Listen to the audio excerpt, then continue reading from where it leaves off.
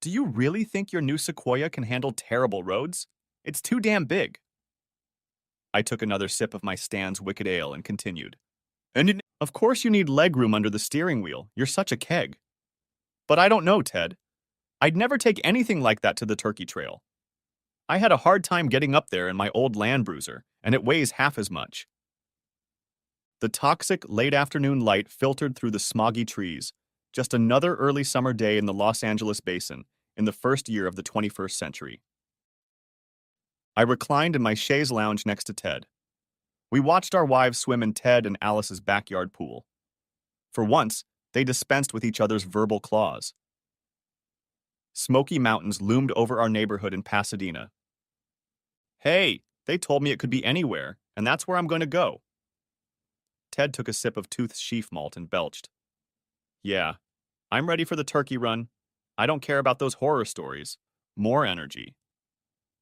The worst road in Anza Borrego Desert State Park, between San Diego and the Salton Sea, has several bird's foot-shaped climbs, hence the name Turkey Trail. The best of these steep, nightmarish routes are characterized by huge holes and sheer cliffs. Often, slowly creeping upward, only 3 wheels actually touch the ground. My wary wife refuses to drive over such wastelands. She gets out of the car and waits for me to slide down. It doesn't happen. Nevertheless. Look, Anza Borrego is not a good place to be tested. I know for a fact you'll never make it through Fat Man's misery. Even a Suzuki Samurai needs a good lube up to get through that narrow gap in the rocks. I took another sip of Wicked Ale and hoped he'd at least ponder that logic. Ted uncorked a fresh tooth sheaf and took a sip. Okay, smartass, where do you think we should go for Memorial Day weekend? And don't tell me we can go to Angela's Crest. It's always full of jeeps, samurais, and paratroopers. My naturally tanned wife Carol floated in our direction as well. Hey, you gotta give him a break, Alice baby. He's a man, you know? Thinks motors are macho, even the funny ones like the ones you're working on.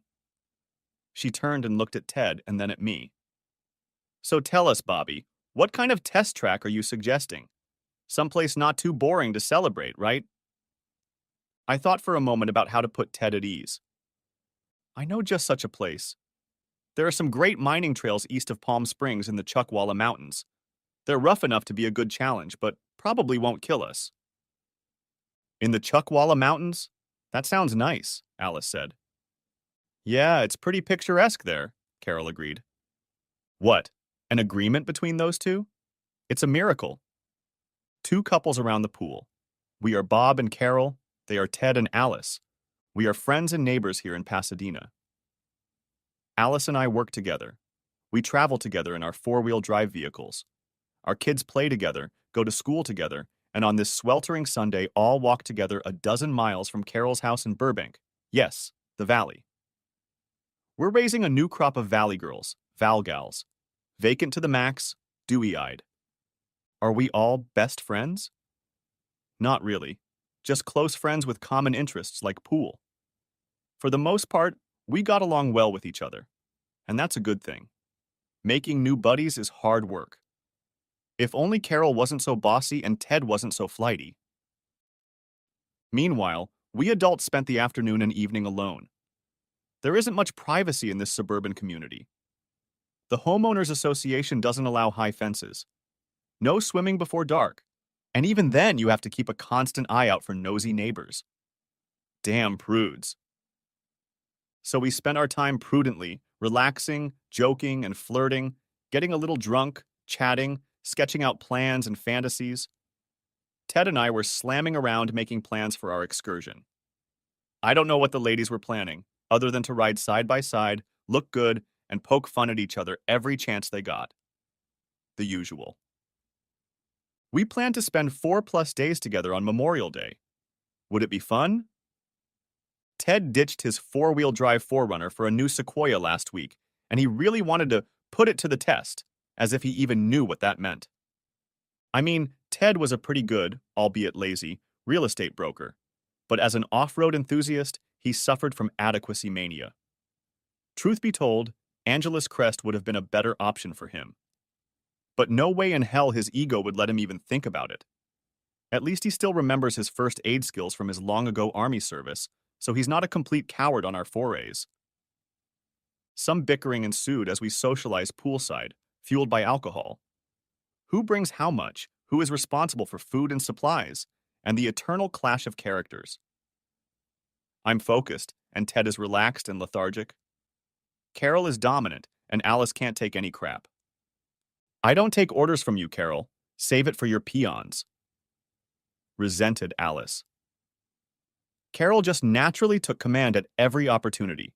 It's a cause, not a consequence, of her running her own media marketing agency. And it's a result of her legacy. Carolina Carrillo Ortega is the scion of a leading old Spanish family that lived in California before it was Mexicanized. Sarah's father founded the California missions in the late 1700s. Carol's Caballero ancestors were with him. These Hidalgo families cultivate arrogance.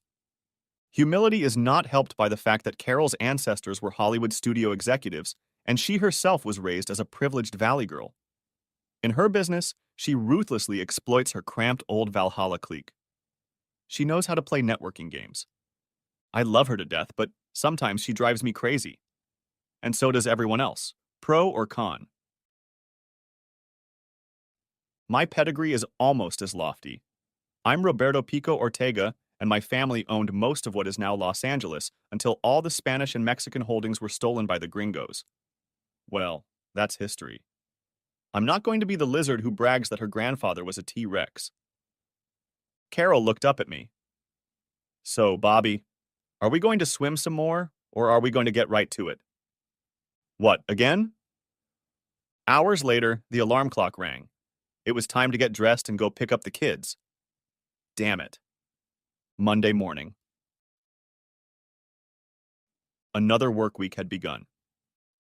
Alice and I had a short but tedious commute to Lunadyne, a small aerospace firm near Caltech and NASA JPL.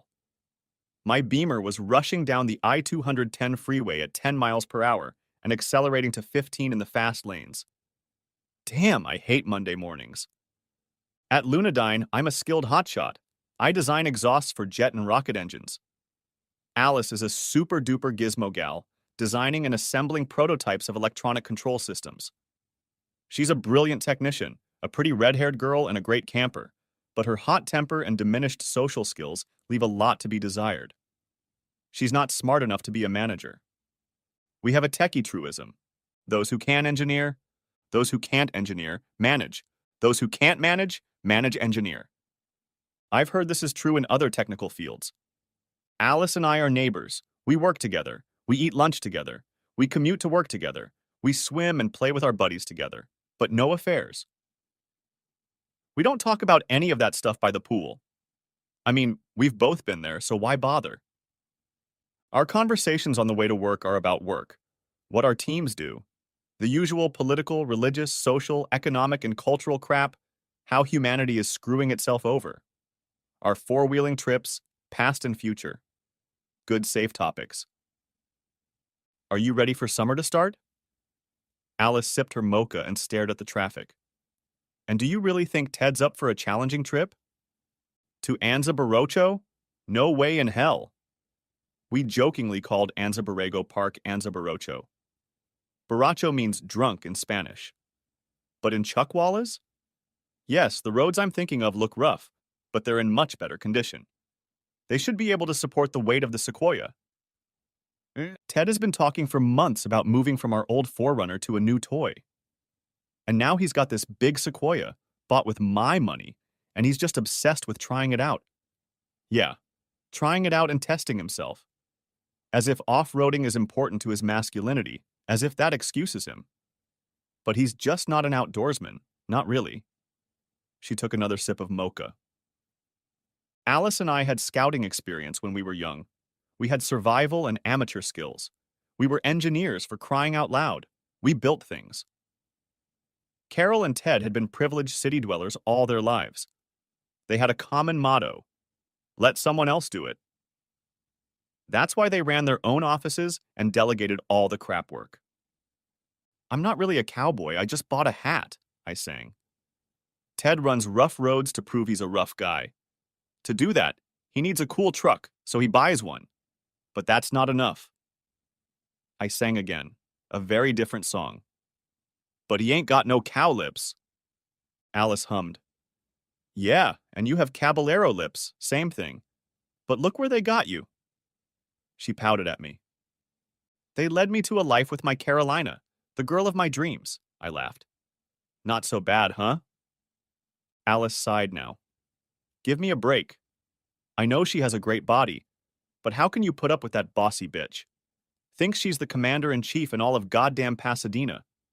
Always telling me, calm down. Take a deep breath. Hold it in. Breathe it out. Hold it in. Inhale. Hold it in. Yeah, that's it. Screw you, buddy. She waved it away. I only have to put up with her once in a while. You get it all the time. I'm not complaining. I turned up the air conditioner a degree. The day was hot.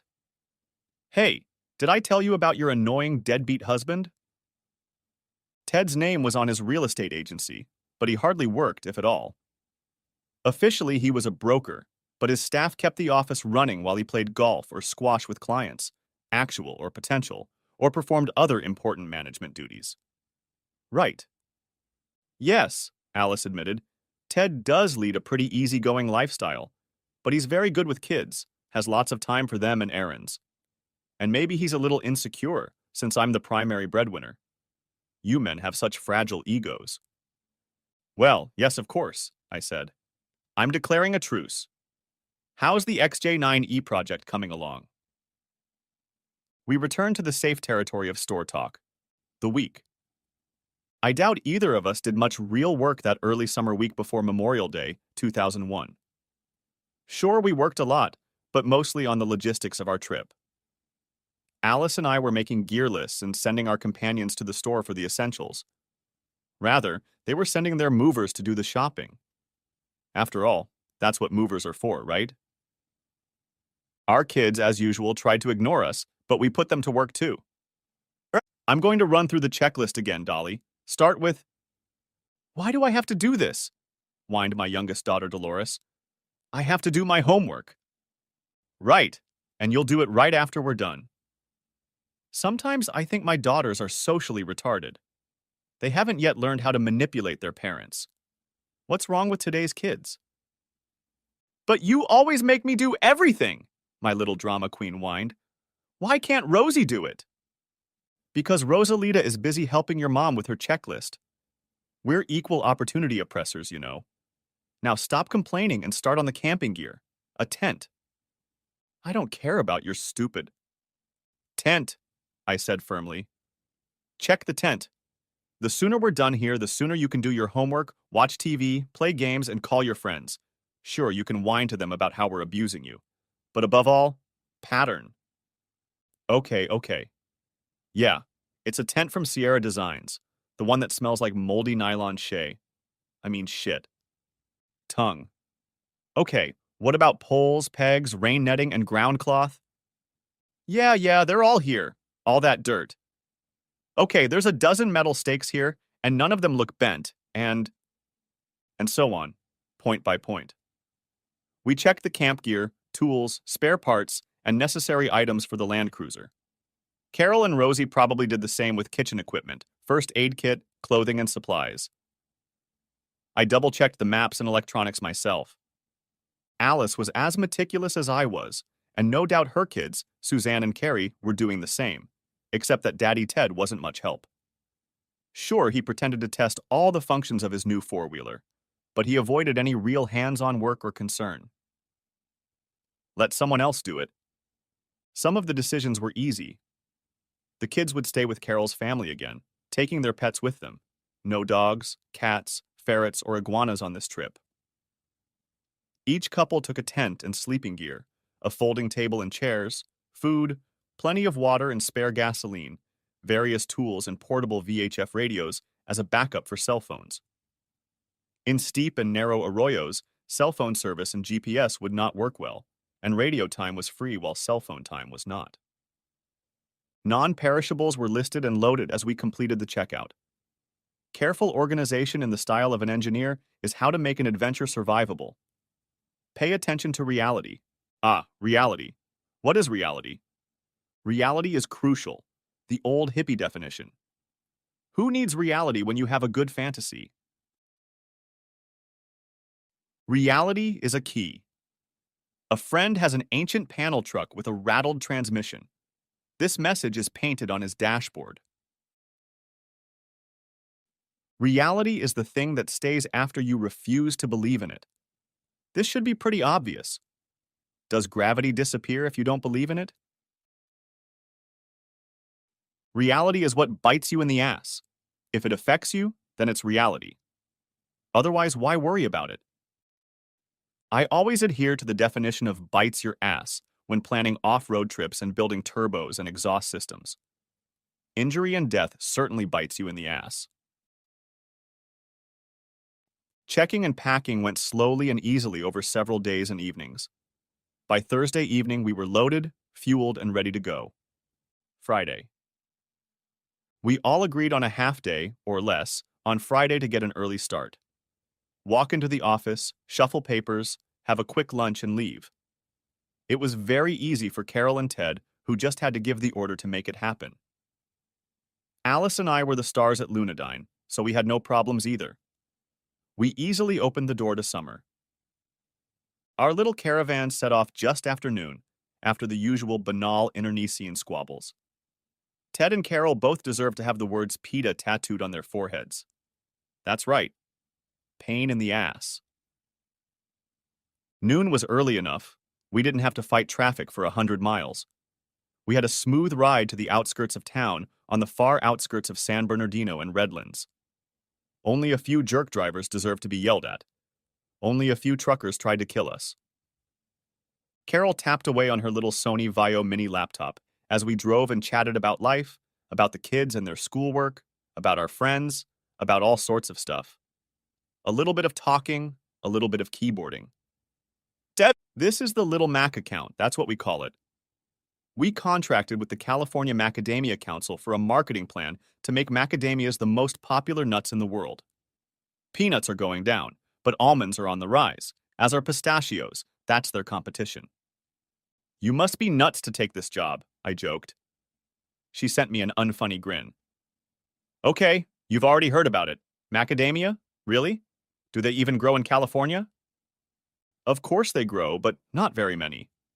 Most of them come from Australia, then Hawaii, then Central America and other places. The council believes that increasing demand for macadamias from anywhere in the world will help local growers. That's the work we're doing. I'm just trying out some ideas. She tapped the keyboard again. Well, they certainly taste good, but so do a lot of other products that don't sell well. I jerked the steering wheel to get around the slow pickup. This place doesn't just have nuts for smoothies and snacks. They make pasta flour. You just have to try the honey macadamia pancakes. Macaroni milk, macaroni butter, macaroni cheese. This one's not so good. Macaroni candy, yeah, all kinds of crap. But not a lot of people know about all that stuff.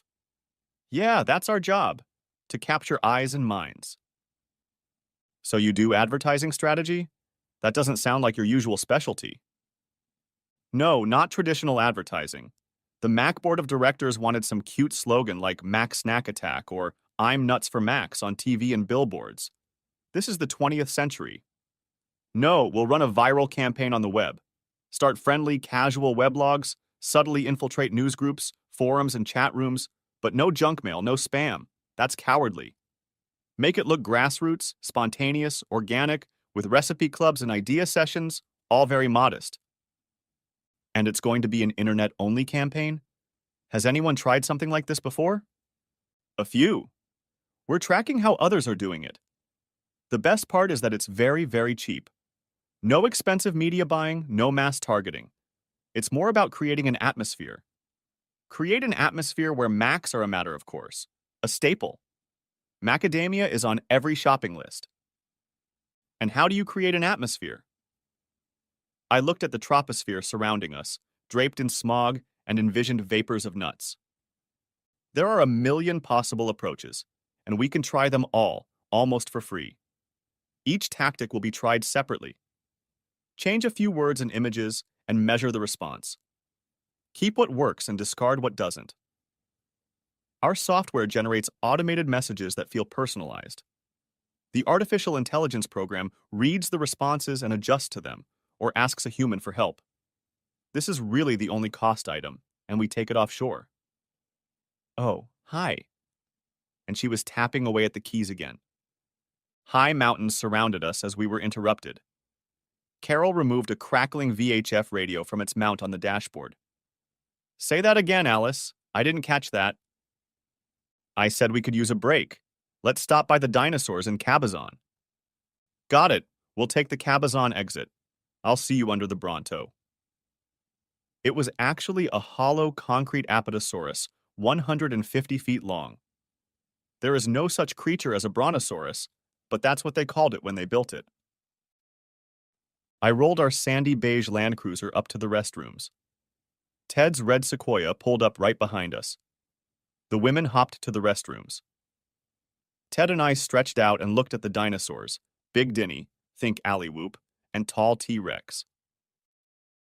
Cabazon is just a village in a deep cleft between high mountain ranges, San Bernardinos to the north and San Jacintos to the south. Dinosaurs dominated the site of the freeway for decades until the Morongo Indians of the Cahuilla tribe built a multi-story casino nearby. I'll never forget the first time I stopped here with Alice, Ted said. He sipped from a can of soda and waved at Dinny. Even before we were married, I took her with me to a realtors conference in Palm Springs. We drove up from LA and she needed a pee break, just like today. She finished and we went up the stairs to the gift store. There was no one there. And now it's a creationist museum. Those guys are really dumb. But that's okay with me because they're not too critical of the contract details. Damn, I love selling to Cretan fanatics. They'll believe anything. Even when he's right and funny, Ted can be annoying.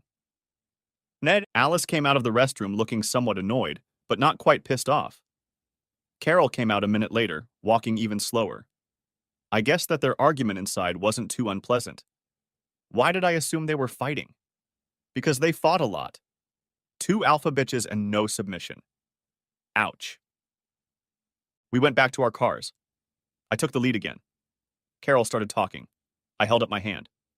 I don't want to hear it. Just stop bullying Alice. Carol opened her mouth. I waved my hand again. No. Just no. She sullenly turned back to her Vaio.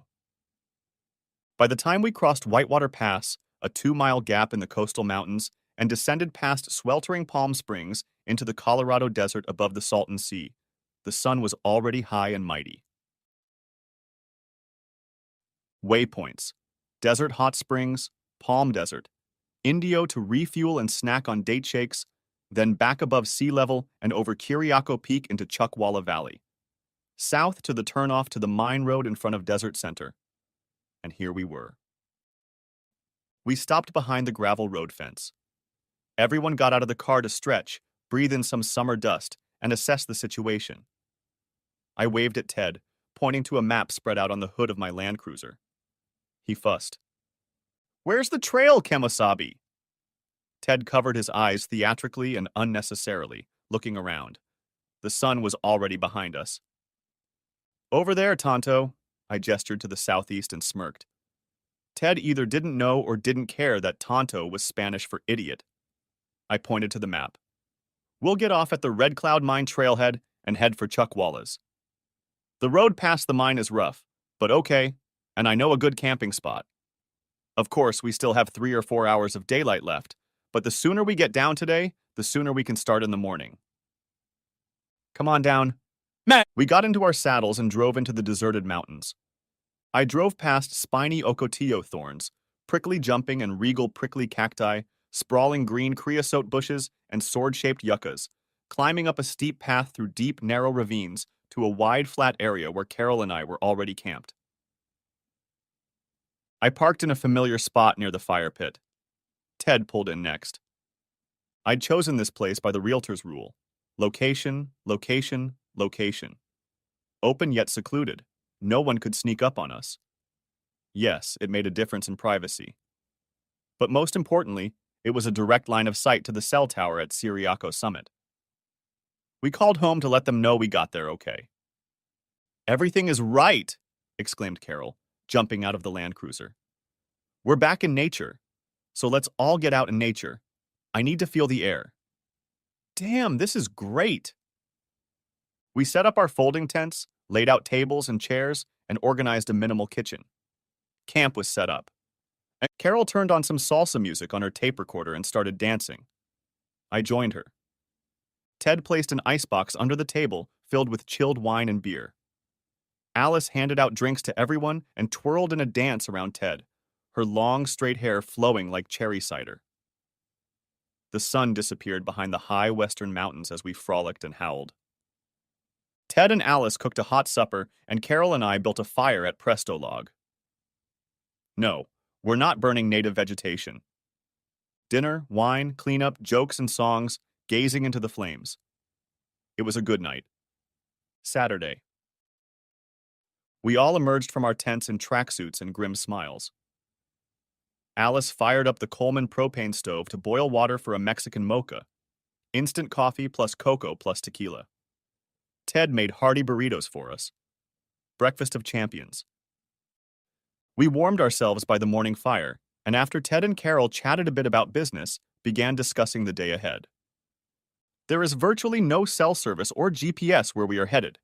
As soon as we leave camp, the phones will be dead. And any rock wall over 45 degrees high will block satellites and GPS. So let's keep our VHF radios on. Hints, barbs, and giggles sounded as we set up camp. Our gear was folded and repacked, strapped down tightly to survive the shaking. The trash was burned, the embers of the fire thoroughly doused.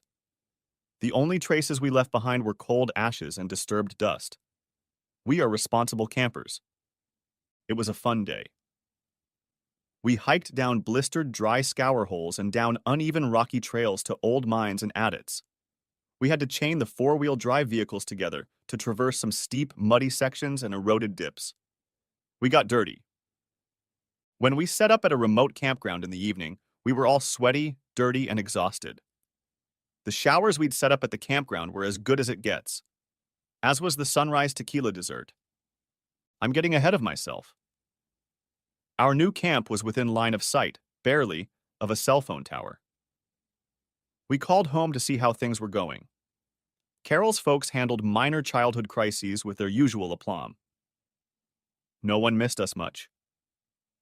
Carol and Ted plugged their mini laptops into cell USB adapters and called the office servers to transfer emails and notes. Everything was fine. Well, everything was fine except the weather forecast. We got a warning of a storm coming in from the southeast. The monsoon came a month early. Usually wet weather comes from the Gulf of Mexico in early July. Tucson's tradition is dry on the 4th, wet on the 5th. But not this year. Looks like those climate change guys were right after all. The rain isn't forecast to reach us until after Memorial Day, Monday, when we make the return trip. So no problems, right? Problems can wait until tomorrow. Oh dear. Coyotes howled in the distance. Strange lights flashed overhead, and there were roars and rumbles in the distance. It wasn't surprising. We were camped just north of the Chocolate Mountain Proving Grounds, where the military practiced bombing and strafing anything. The strobe lights flashed. Coyotes sang again. Summer bugs flew and crawled. Navy and Marine Corps aviators whizzed by. I don't know about you, but these flashes get me excited.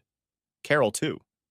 Again, the flashes and roar overhead, the howling and rumbling in the distance, transitioning into more rumbling and howling on the ground. Sunday morning. Dawn came earlier than yesterday. The camp was on the eastern slope of Chuck Wallace and caught the glare of the sun rising over the vast expanse of the Sonoran Desert, stretching more than 100 kilometers to the invisible Colorado River, the west coast of Arizona. All around us were the soft calls of desert thrushes, white and mourning doves. We dressed lightly in shorts and t-shirts for another breakfast of champions. We rolled camp and drove up the slope, over the saddle and back up the west slope, into a tight network of deep rock outcroppings, towered over by creepy Joshua trees and bulky ironwoods, just below the pinyon and juniper zone. As we descended the steep sandy slope, I made a mistake on a turn. We slipped and bounced hard on a hard granite piece of quartz monzonite. I pressed down on the gas pedal. The engine kicked off, but the car didn't stall. Uh-oh. Ted and Alice's Sequoia was driving ahead. I honked to get their attention. Ted carefully backed up. We all stood there looking at the situation. Nice move, smartass, Ted hummed. I was forced to agree. Let me take a look. I crawled under the car. The oil pan looked normal, as did everything else, except for the U-joint. It was broken. Damn. I climbed out and delivered the bad news. You brought tools and parts with you, right? Demanded Carol imperiously. Tools, yes. Lots of spare parts, yes. A spare hinge, no. I could probably put it back together if we had welding equipment, but we don't. I felt grim. What about soldering? Asked Alice. You packed a soldering kit, didn't you, Ted? Yes, it's there, said Ted. But will the torch solder withstand a U-joint? I thought about it. No, not under very hard use. It'll probably hold up to pretty quiet riding if you don't stress it too much. No sudden starts or stops, just good steady pressure. But you may have to tow us back to I-10, or at least the last downhill. Once we get there, it's only a few miles to Desert Center. I can replace the hinge there. You'd better get a ration kit, Ted. We don't want to be stuck here all day, Carol ordered. Yes, Your Highness, right away, Your Majesty, Ted muttered, and began grumbling as he rummaged around in the back compartment of the Sequoia. I grunted too, pulling hydraulic jacks and a toolbox out of recesses. We jacked up the disabled Land Cruiser. I climbed under the car. Alice handed me the tools I demanded, like a surgical nurse hands me forceps and scalpels. The job of removing the broken part was easier than I expected, because a strong, cool breeze came up from the southeast. The breeze was very refreshing, even humid. I crawled back out, Alice helping me stand up. Ted and Carol were standing a little farther away, talking quietly. I looked up at the increasingly overcast sky. Alice's eyes followed mine. I heard her swallow. Is that what it looks like? Asked Alice. Yes, she had come to the same realization I had. The monsoon came very early, didn't it? A raindrop fell on my forehead. Another hit her glasses. I guess I'd better get to work. It didn't take long to clean and solder the parts. The joined part sizzled as it cooled among the scattered raindrops. I covered the hot part with a scrap of cactus to shelter it from the intensifying rain. Guys, I turned to Ted and Carol. Conference time is up. We have to get out of this sink now. They looked at me questioningly. I nodded toward the storm clouds whipping across the peaks above us. This is the time and place for flash floods. Ted, grab the chains. Let's see, I said, looking around, then pointed to a hilly upland 100 yards away. We'll be safe there, but we must move. This was not easy. We chained the cars together and secured the cable from the Sequoia's front winch to a thick old tree halfway up the slope. Four-wheel drive and the winch were enough to pull the Land Cruiser out of the scour hole and almost to the anchor tree. And just in time. We heard a roar, almost the same as the airplanes that had flown over last night, but much closer and louder. The ground shook. The rocks rumbled. And then all hell broke loose beneath us, a frothy, furious downpour. Waves of muddy water carried boulders, uprooted brush, stumps, and cactus corpses, even an antelope. Another 90 seconds and we, too, would have been lost in the maelstrom. I looked at Carol sitting in the passenger seat. Her natural tan had discolored to an almost albino pink pallor. Oh, shit, she whispered. That was damn close, wasn't it? She trembled. I reached for her. It was too close. But we're safe now. From the flood anyway. We'll get out of this, don't worry. I stroked her bare thigh encouragingly. I wasn't really worried myself. The VHF radio crackled. I pressed the button. What's up, buddy? Ted's cheerful voice sounded a little strained. We're fine now, and thanks for your help. But we'd better get up on that level ground so I can go back underground and collect that sucker. There's a big pinyon pine there that we can get a hold of. In a few minutes, we were hoisted up on winches and brought to a stable position. The storm swept past the peaks. The wind and rain had subsided to zero. The overcast weather thinned, sunlight shining through. We stood together in a sudden calm. Gee, that was exciting, Alice said. So what now? We're not going anywhere for at least an hour, I said.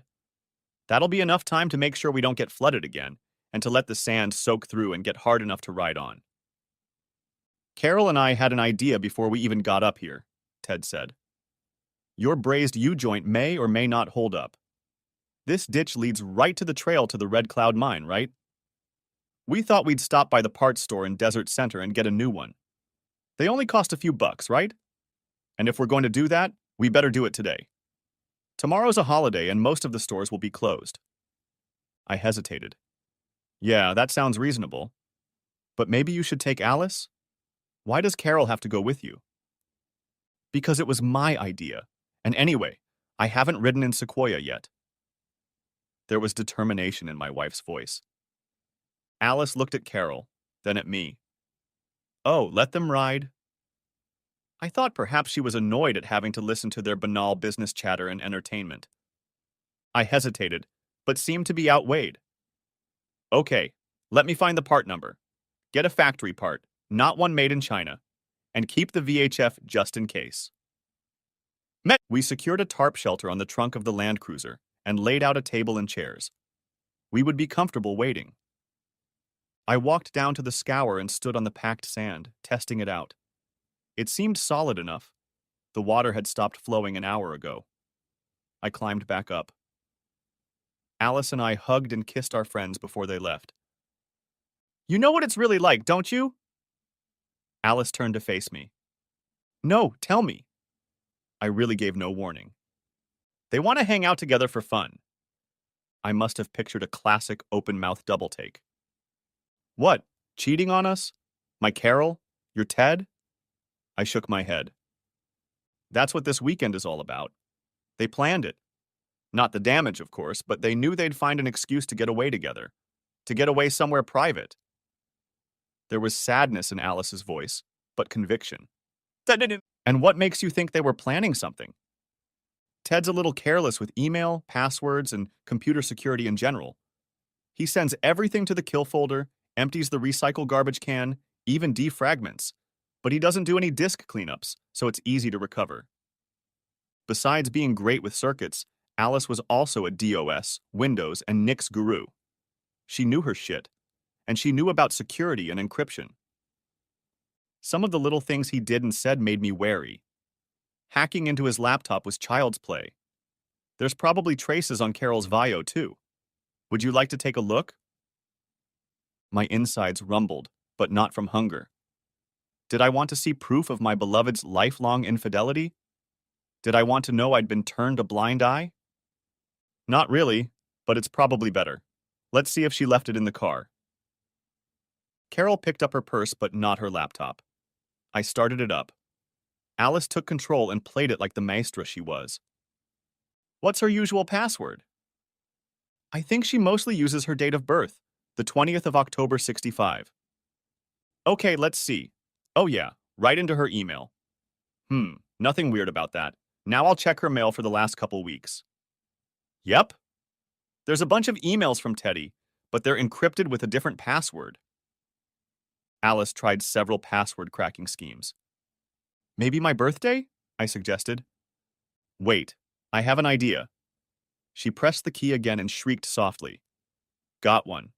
Guess what? She used Teddy's birth date. She scrolled through the decrypted message on the screen. There were glowing liquid crystal symbols, plots, plans, love notes. It looked like they'd been entertaining them for at least a few weeks. There were also mentions of a project that could get them into legal trouble. But none of the letters contained any details of the project. What is this project? Muttered Alice, almost to herself. Let me scan her My Docs folder tree. Tip, tap, tip, tip, tap. No, there's nothing there. At least nothing obvious. Where else could this material be? She opened the file manager window. Ah, yes, the memory card. I wonder what's on it.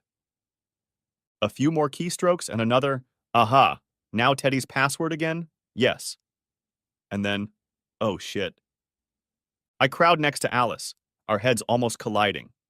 We read it together. Plans to defraud Ted and Carol's clients? Plans to move their accounts to offshore banks? Plans to move their money out of the United States? Plans to just abandon their families? Alice shook her head.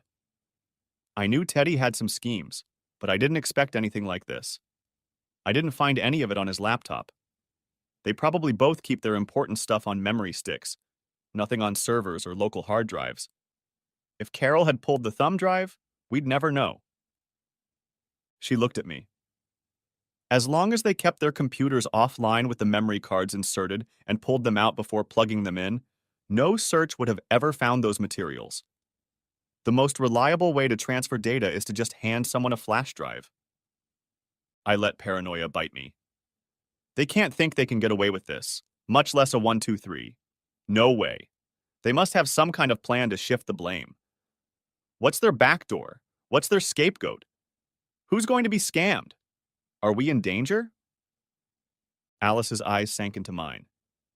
Do you think they'll try to burn us? Wouldn't you? I asked. Yeah, paranoia runs deep. She turned back to the keyboard again. I'll check the later files. Ah, yes, here we are. Tick tock tock tock tock tock. Shit. This is a setup. She swiped her finger across the screen. They'll run all the stolen money through our personal accounts and then fake their disappearance, but with traces showing that we ran the scams and took out our innocent spouses when they got suspicious. They will go to Rio. We're going to jail. Nice. My head went spinning. This wasn't rocket science. This was worse. Want to know what I was thinking and feeling at that moment? A whirlwind of explosions in my head, a froth of emotions raging inside me. A loud, "this can't be," echoing in the empty corridors of my hopes. Gut churning, almost to the point of nausea. Confusion. Pain. I looked at Alice. As you asked before, what now? Well, I think our happily married life is over, Kaput. What can we do? Take this to the police? If Ted and Carol get caught, they'll spend all our joint money on lawyers. We'll be broke, and our kids will. Hell, I don't know what. I don't have a family here like you guys do. No support system. She looked the saddest I'd ever seen her. I touched her chin. We're engineers. Let's structure the problem and the possibilities, right? She nodded. I continued. So our comrades are lost to us. They plan to screw us. No matter what we do, we're getting a divorce. What else is there to do? We could turn them in, and like you said, they'll break us. We could tell them we know their plans and just kick them out. And then they could fight for child custody, property division, all kinds of shit, and still break us. Could we shut down their business and break them ourselves? Could we? I left the thought unspoken, but Alice read my face. No, no physical attacks. That's not even a last resort. I sighed. I could never physically hurt Carol, no matter what she planned or did. I loved her too much. I saw similar feelings flash across Alice's lips, cheeks, and eyes. I sighed again. But the image stayed in my brain like a still from a death movie. Alice and I waiting on the slope. Sequoia is climbing back up the slope. We push a block of rock. It collapses, crushing the car and our comrades in treason. Such a tragedy. But no, we can't do that. I tried to reason logically again. Okay, what are our options? Do we snitch on them now or wait until we get home? Do we try to send a message, maybe to Lunadane, something to back us up to show we know what's going on? I felt like I was grasping at straws. Alice brightened. That's a start. Can we see the cell tower? We can call the office phones. It's a holiday weekend, so it'll go straight to voicemail. We can tell them what we've learned.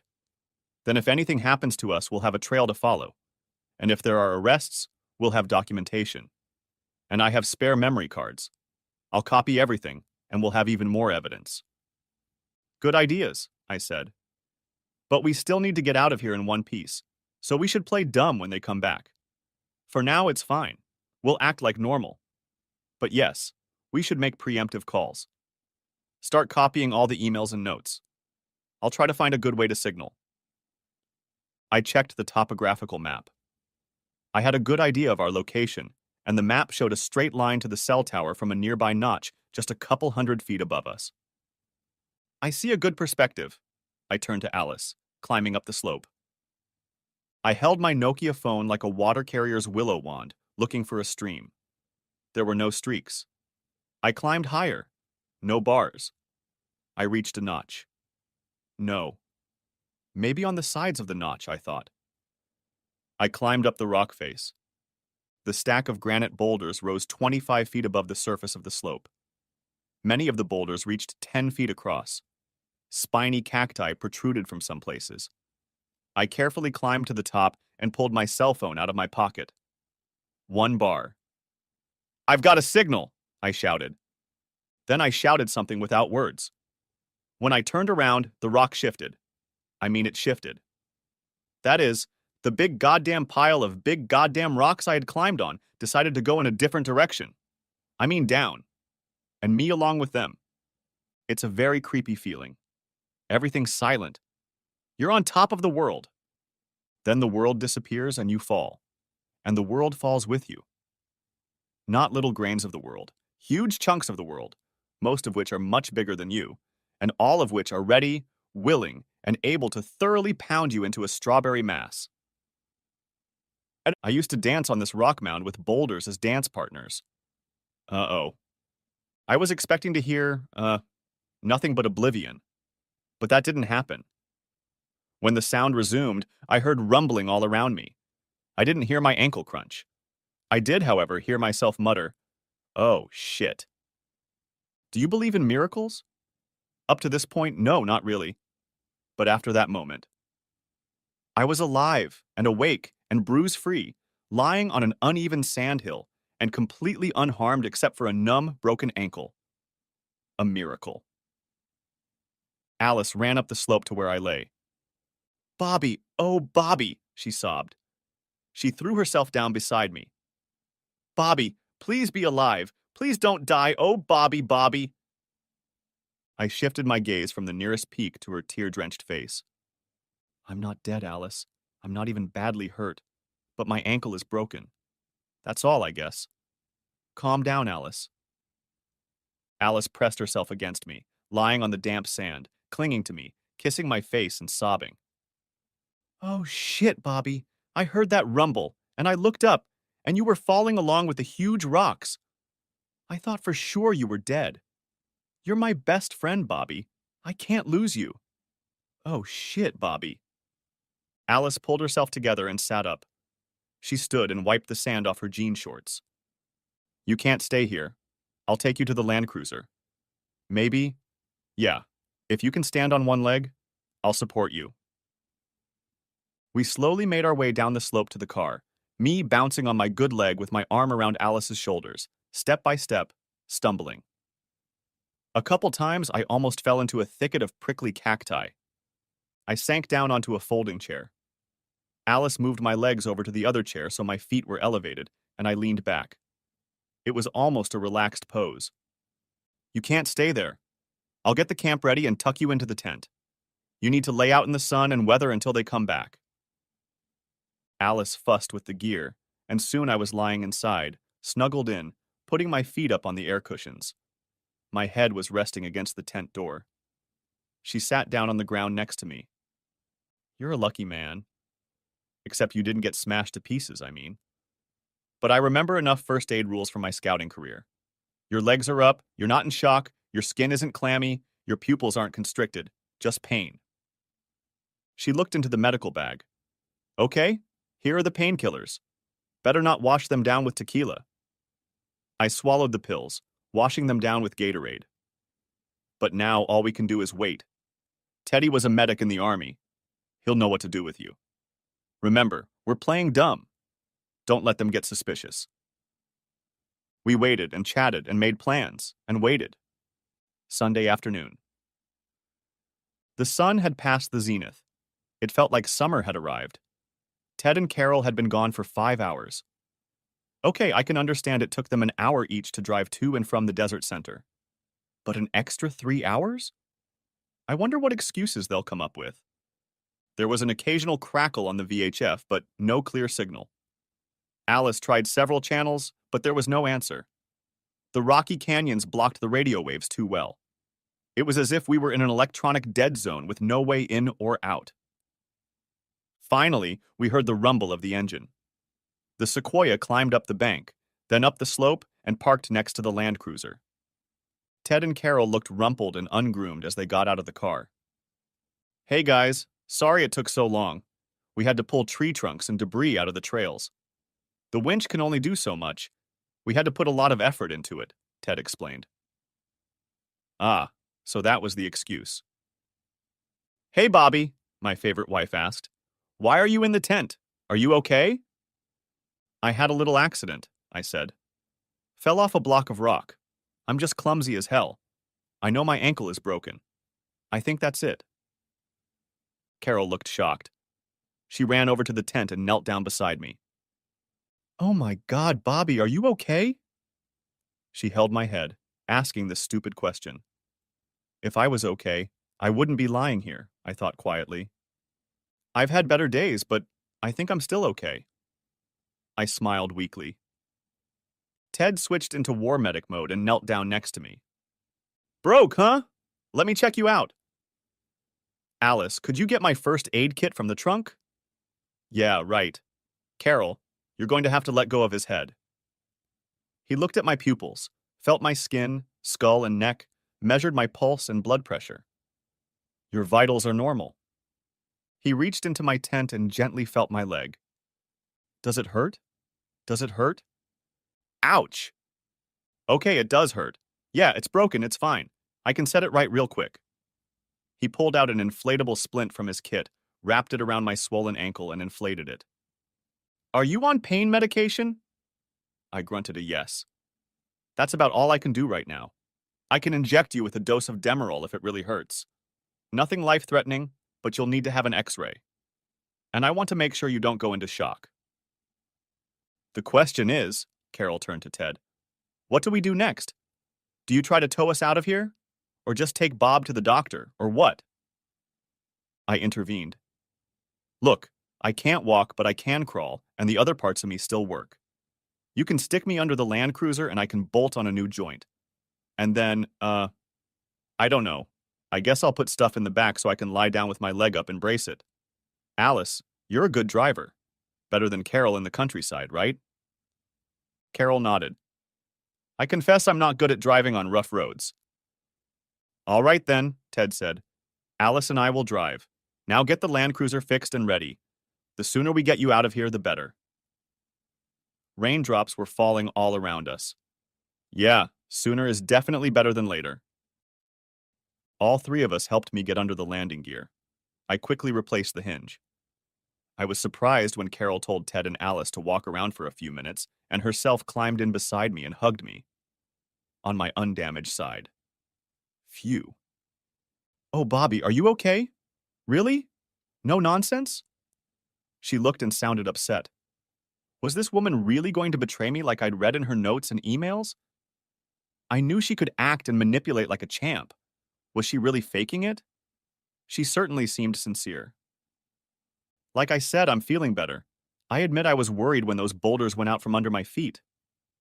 Oh, Bobby, I couldn't lose you. I just couldn't. The rain intensified as they carefully pulled me out from under the car and then loaded me inside. The passenger seat was folded forward, and half of the back seat was cleared and covered with unfolded sleeping bags. I was laid on my back, head forward, legs raised on a bag stuffed with pillows. Ted secured my leg with a stick so it would be immobilized and I wouldn't hit my ankle. All set? Came Carol's voice over the VHF radio. I turned on the microphone. Looks like we're ready. Okay, let's go. Ted took the lead. Alice kept to about 20 yards, and even more on the steep climbs. The rain had turned into a dense, dark downpour. I can't even see Sequoia. It totally sucks, Alice said. I couldn't see the surrounding area, only the unforgiving sky, but I had to agree. I clicked on the microphone again. Can you guys see anything up there? What does the track look like? Carol's voice came over the air. We're just around the corner in front of you. I think we're approaching a side scour and… The radio cut off. I heard a roar, a crackle, and more roaring. Stop! Yelled I. Alice slowed down and stopped. I pressed the microphone again. Carol, are you there? Carol, answer me! Nothing. Alice hit the parking brake and sprinted out the door. She returned 8 seconds later, looking furious. Hold on! She shouted. I gripped tightly into the back of the seat as Alice drove the four-wheeler backwards and then down the side path to a rocky slab that sloped nose up at about a 30-degree angle. What? I tried to ask. My voice was drowned out by a roar behind us. Alice was crying really hard and gripping the steering wheel with a death grip. She looked in the rearview mirror, then slumped down and continued to cry. They're gone, she wailed. The water, the flooding. Behind us and below us, the banks have eroded away. They're gone. Her slender body shook with sobs. Oh, shit. What am I going to tell the kids? Gone? Ted and Carol gone? Oh, shit. Our kids. Carol's folks. They're not far away. My folks are gone, and Alice and Ted are on the other side of the country. And Ted and Carol had employees. Wait, why do I say they had? Why is that in the past tense? Am I assuming they're dead? Alice, how sure are you? Try the VHF contact again. Maybe they've managed to find a safe haven. Try, come on. She clung to hope. I turned on the radio. Nothing. And again. And again. And still nothing. The storm cell passed by, the rain stopped, and the sky cleared. It was all I could see from my lying position. Wait here, don't go anywhere, Alice ordered me blandly. She locked the parking brake and hopped outside into the cool air, leaving her door open. The key in the ignition beeped continuously for the few minutes she was gone. The road below looks clear, she told me when she returned. I'm going to try to get us down. I'll stop wherever it's safe and look for the sequoia again. And you can keep using the radio. So you didn't see any tracks? I asked. She shook her head sullenly. Alice slowly walked us down the mountain. We saw and heard nothing of our companions. She dragged us to a campsite where there was a cell phone tower. Alice pulled out her Nokia and called 911. When the cops get here, we won't say anything about what Ted and Carol were doing, right? Alice got worried. Right. Maybe you should wipe down Carol's Vio card if you have time and hide the memory cards. We don't need all of us under investigation for the next year or 3. That's exactly what I was thinking. The fraud and thefts were planned but haven't happened yet. The sun was already about an hour above the western horizon when the first helicopter arrived with rangers from Joshua Tree National Park, just north of us. A few minutes later, a U.S. Navy air ambulance helicopter from the Salton Sea Base just south of us landed. The paramedics thoroughly examined me and pronounced me alive, slightly shocked and hypothermic, with atrial fibrillation, meaning my heart was not working properly. I was quickly packed up and taken to Eisenhower Medical Center in Palm Springs. Alice, despite her objections, had to stay behind to deal with the Rangers and the sheriffs and highway patrol helicopters that arrived shortly thereafter. By then, I didn't know who was worse off, her or me. It was the worst Sunday in my memory. Sunday evening. I watched dusk thicken outside my room window. I was in good condition. Night observation, they said. They weren't really concerned about my reaction to the fracture. They were worried about my exposure to the outdoors, hypothermia, and my heart. My mom had atrial fibrillation, so I guess it's genetic. Cell phones were forbidden in the hospital. I sweated and waited for any word from Alice. The outside world darkened along with my mood. Thoughts of guilt crept into my head. I'd envisioned their deaths, imagined them being crushed by the cave-in. But what actually happened was far worse. And even though it wasn't my fault, and I had nothing to do with it, I still felt guilt mixed with pain, loss, loneliness, emptiness. The world I knew was over, sayonara. What would I do and experience if it didn't end this way? And Alice. Divorce. Defense. Depression. If only. If only. If Carol hadn't cheated on Ted. If they hadn't colluded. If Alice hadn't discovered their infidelity and we hadn't uncovered their criminal plans. If I hadn't fallen on a rock so we wouldn't have tried to escape in the storm. If we had escaped unharmed, but their plot was still wavering in the wind. If they had been caught, with or without our help. If they still lived. If only. If only. Around 10 o'clock, an argument was heard in the hospital corridor. The ward door swung open with a jolt, and Alice squeezed past two small Filipino nurses. Call goddamn security if you want, but you better get a couple of tough guys to drag me away because that's what it takes. She saw me and ran up. Oh, damn, Bobby. Oh, damn. She wrapped her dirty arms around me and pressed her sweaty face against mine. Oh, Bobby. Finally, she let go of me and stood up. Our fingers interlocked. Any signs? I asked. She nodded meekly. They didn't need to mount a big search. A CHOP helicopter spotted them on the way here. They found what was left of the Sequoia about a mile and a half from where we were, in a side ditch. The car had been torn apart. So were Ted and Carol's bodies. She squeezed my hand painfully. They're really gone, Bobby. She cried and pressed herself against me. I put my arm around her shoulders. We hugged each other and shook in silence. An authoritative nurse, probably the head of the ward, and two security guards came through the door, confronting Alice.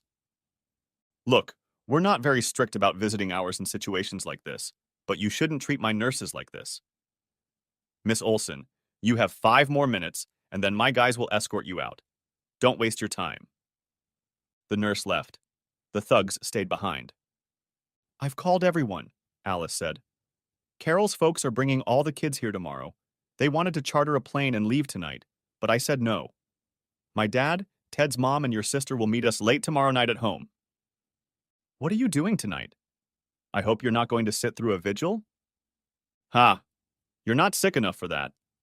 No, I got a motel room on the next street over. I need to get some sleep. But I'll be here first thing in the morning and we'll figure out what's what. She leaned over and kissed me gently, just a faint movement of her lips. I'm already thinking about the future, I said, squeezing her hand. We're great friends, Alice. We're not soulmates. We're not a romantic couple. She nodded and squeezed my hand in return.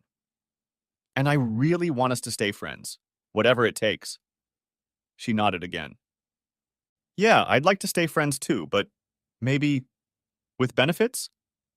Her half smile was unsure. It was my turn to nod and smile. We could make it work. Epilogue. You know the story doesn't end here. We had long, tear-filled conversations with our families. Our children recovered faster than our older relatives. Life went on. The Riverside County Medical Examiner rightly ruled the deaths of Theodore Olson and Carolina Ortega accidental. No one but Alice and I knew of their betrayal and conspiracy. We buried them on Forest Lawn and hid the memory cards. Just in case. Ted and Carol were largely insured. The payments paid off our mortgages and left large college funds for our 4 daughters. Alice and I are still working, but we are not discouraged. Some of our work has landed on Mars. Some are headed to the outer solar system. We were and are proud of our accomplishments. Ted and Carol's companies have been taken over by their second persons and are doing quite well without their titled heads. Alice and I are half owners. The income is quite comfortable. We have decided that we are really friends with benefits and more. The Ortegas moved next door to the Olson house, with the pool, and I moved into Alice's bedroom. All we had to do was rearrange the furniture. Our friends with benefits status lasted only a few months. We were married on Halloween Day in a quaint and spooky Gothic hall near the Southwest Museum. The ceremony was a formal costumed masquerade. We were the colorful ones. Next chapter. Alice and I don't usually talk about what-ifs, But sometimes the topic crept up on us unbidden. We were lying in bed together. Hey, best friend, what now? She twitched her nose. Well, next time you can be the showgirl and I can be the burro. How about it? What, this again? You know, it's funny. Yeah, I know. It's funny that we're here. We never could have expected. We never thought it would be like this. I had no plans for you, I really didn't. I know. You've always been the perfect gentleman, and I've always been a hard-working mother, and we've kept in our own lane. Do you think maybe they thought we were... And maybe that's why they went where they did. I loved Carolina madly, still do. And I never thought about going anywhere without Ted. But they followed a different map. Mala mapa, bad directions. But how did they get on this page? I shook my head. And what happened? Was it divine justice? Alice put her fingers to my lips. You should know better. They were careless, that's all. No magical retribution. No karma, no fate. Bad luck follows carelessness. They were careless. End of story. My trained engineer mind accepted this. My old California mind, raised on missions, caballeros, and curanderos, was not so sure. It remains to say one last word about the prickly cacti, also known as Indian figs, Opuntia ficus indica. They grow in huge spiny clumps and delight the eye with their bright colors. The color of the flowers depends on the variety and locality, but they can be green, yellow, orange, or red. Local varieties bloom only in the most intense sunlight. These summer flowers seem to glow with neon lights. They seem to glow like Carol's eyes the last time I looked deeply into her face. I can never forget. The end. Thanks for watching. I hope you enjoyed it, so subscribe to my channel and watch the next video. I left. I guess some would say I was a coward, but I wasn't. I would have stayed if I had something to stay for. I was a faithful husband and loving father who lived his life for his family, and I was too disgusted to stay. My wife had another man on the side. My kids were in college, my parents were dead, and I was single. I decided it was time to start the next phase of my life, and I was leaving. Here is the story of my departure. Day 1, Sunday. Shortly after sunrise, I pulled on the dock ropes and headed out into the bay. Like most boatyards, my lines were my own, and I would need them when I got to my destination. They were another item on the short list of things I owned that I didn't want to give up. I had already given up too much already. For the past 3 years, I had kept my boat in a marina north of Annapolis on Whitehall Bay. The Chesapeake Bay has been my home for most of my life, and Whitehall suited me just fine. It was a little cheaper than the marinas in Annapolis, and I never needed the social life in the city. It was a 36-foot boat designed for cruising, called the Voyager, and it suited me in every way. I had bought it in hopes that someday, when I retired, I would cruise the coast, and who knows where else. But right now, it was the vehicle that carried me to a new life. I had been a sailor since childhood, sailing with my father and brothers on the water around Annapolis. I raised my children on boats, and both of them became very capable sailors. They are away at college now, but I looked forward to the day when we would sail together again. My wife Sheila had never been involved in sailing. When we got a big boat, she started sailing with us, but for her, it was more about seeing, tanning, and looking at all the expensive boats. Looking back, I realized how these two realities defined my life and marriage to Sheila.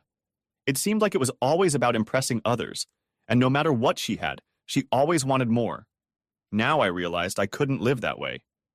Whether we grew apart or never grew together, our marriage had crossed a line, and there was no turning back. Most of my traveling was limited to day trips with family and friends. I had a large group of friends who either sailed or wanted to sail, and there was always someone who wanted to get out on the water on Saturday. We would leave the problems and worries of life behind, and for a few hours we had nothing to think about but the wind, the waves, and the markers. Markers are buoys and pilings that mark the channel and shallow water where an inexperienced sailor will soon run aground. They guide you and keep you safe in deep water. The Chesapeake Bay is famous for sandbars and harbor entrances that cannot be called straight, but going aground on sand or mud is more inconvenient than dangerous. It's rare to break here, and after enduring a few friendly nudges from passing boats, you'll soon find yourself in shallow water and back in navigable water. Depth gauges help. Modern GPS is great, but a little common sense doesn't hurt. Although I was mostly limited to day sailing, I did manage to do a few weekend cruises and the very occasional week-long bay cruise. Sometimes I had company, sometimes I didn't, but I rigged the boat with a compass autohelm and secured the halyards aft to the cabin roof. One of the simple but, in my opinion, extremely important additions last year was a lifeline that ran down the center line of the boat from the bow of the mast to the transom. It could be secured in a flash, and I bought 2 harnesses to wear in bad weather. If I was going to sail long distances alone, I needed the assurance that I would stay on the boat no matter what happened. Knowing that I was in for the longest swim of my life, I secured the safety line and put on the harness before leaving the harbor. The line on the harness allowed me to move from bow to stern and go underwater if necessary, but it gave me great peace of mind. A sailor begins to think of the boat as an extension of himself, but the boat can actually become independent, and this is especially true when it is equipped for long-distance sailing. No matter what happened, Voyager and I went the distance together. I left Whitehall Bay and headed for the main channel, turning north one last time to pass under the Bay Bridge. The funny thing is that the Bay Bridge is now made up of 2 bridges, but all the locals still call it the Bay Bridge, so as not to confuse it with the bridge tunnel at the mouth of the bay. I avoided the main channel because I wanted to avoid shipping in and out of Baltimore, so I set a course north along the west side of the bay. As I sailed, I pondered. Less than a month ago, I was a husband and father. I was content. How had my life turned to shit so quickly, and were there signs I had missed? Had I done something wrong to deserve betrayal? I was sure I hadn't. I wasn't perfect, but no one is perfect. Had I been uncooperative? Hell yes, I was. Should I stay and fight? If I had stayed, what would I have fought for? Was cheating on my wife worth fighting for? And if I had won, what had I won? Did I want to keep the cheating wife? Would I be able to live like that? Could I trust her again? Was she even the woman I married in the first place? A person changes over the years, and a couple should grow together. How had we gotten so far apart? I didn't have answers, but I had time to think about these questions, and maybe by the time I reached my destination, I would have the answers I needed. I passed the entrance to Baltimore Harbor and turned northeast. I was still tacking across the bay, working upwind, but after passing Baltimore there was less shipping traffic, and I felt free to cross the bay tacking northeast. North of Baltimore the bay narrows, and with a good breeze Voyager crossed it easily. This meant staying on the bow and staying alert. By the time I reached the entrance to Back Creek Channel, it was past noon. This is where my sailing on the first day would likely end, so I lowered and retracted the sails. You don't sail the C and D Canal, and my limited experience tells me that there is never any wind on the Delaware River. You have to be on your guard in the canal because you can run into some very large vessels.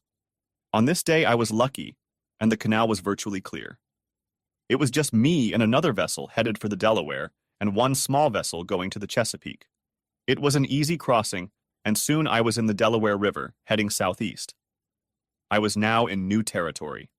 I had sailed to the mouth of the Chesapeake and up to the head of the bay, but never entered the Delaware. The traffic was heavier, but I stayed out of the shipping channel, and by nightfall had rounded Cape May and reached Stone Harbor at the southern tip of the New Jersey coast. It was the first of many long days, and I was in no mood for company, but I reached the Atlantic. I anchored in a secluded cove and settled in for the night. I had a growing list of questions and no sensible answers, but I had time to think and enough to do to sleep at night. Day 2, Monday. I secured my harness to the lifeline and left Stone Harbor before dawn.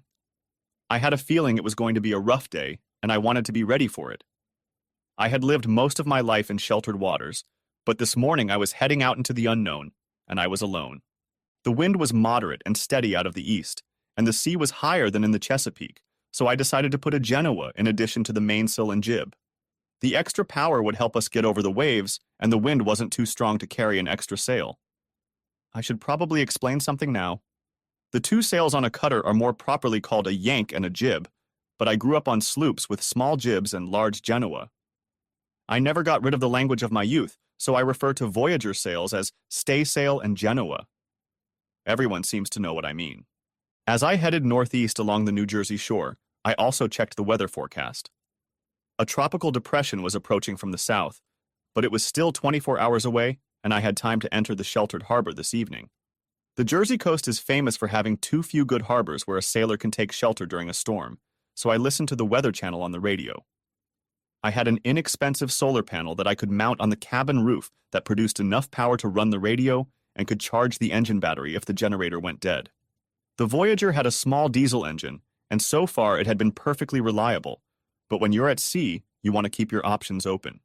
Sailors of the old square-rigged ships were always wary of approaching the leeward shore during a storm, so I kept an eye on the nearest harbors both ahead and behind in case I needed shelter immediately. Voyager's windward course took her over the crests of the waves and through the troughs. As the wind picked up, the spray got stronger and stronger until it was time to build a lone sailor's shelter, and I set up a dodger that gave me the protection I needed. At this time of year, the water in the Atlantic is still cold, and the wind can chill you to the bone, so I opted for either a dodger or bad weather clothing. With the dodger up, I could enjoy the warmth of the sun, so it was an easy decision. Voyager was enjoying the wind and sea. I was sailing at a good pace, and with minimal attention the boat handled the sails on its own. As Voyager got into a rhythm and nothing else distracted me, my thoughts went back to that first horrible night. Sheila and I were cooking one of my favorite meals together. I was grilling the skirt steak we'd marinated overnight, and the whole potatoes were wrapped in foil and lying on the hot coals to bake. She made us a great Caesar salad and braised carrots with honey. This is exactly how I always envisioned our free years. We would pamper ourselves and devote time to each other, but it wasn't meant to be. After dinner, after putting away the dishes and grill, we sat on the back porch sipping drinks, and it felt like the warmest evening of the early summer season. It was then that life, as I knew it, came to an end. Bill, you know I love you, don't you? Of course I do. We had spent half our lives and most of our adult years together, building careers and raising 2 children, and now it was our time. I looked at her and was puzzled by the expression on her face. Was it fear? Honey, what's bothering you? She turned away for a moment and looked into her glass. Bill, I've met someone I'm interested in. 25 years of marriage accustomed a man to think one way and not the other. Why don't you invite them over to our house? I'd like to meet them too. That's not that kind of relationship. Now I was confused. What do you mean, not that kind of relationship? What kind of relationship is it? She didn't answer my question directly. I want to get to know him better. Sounds good to me. Like I said, why not take him out to dinner sometime? The expression on my wife's face went from frightened to determined, almost angry. She took a deep breath and said, Bill, I'm going to have an affair with him. It won't affect us. I'll still be around you almost as much as I am now. As I sat on the sole of Voyager's cockpit reliving that moment, it occurred to me that I had no memory of what happened next. I had read about the fugue state, but I don't think I ever understood it. When I came out of it, Sheila was yelling at me.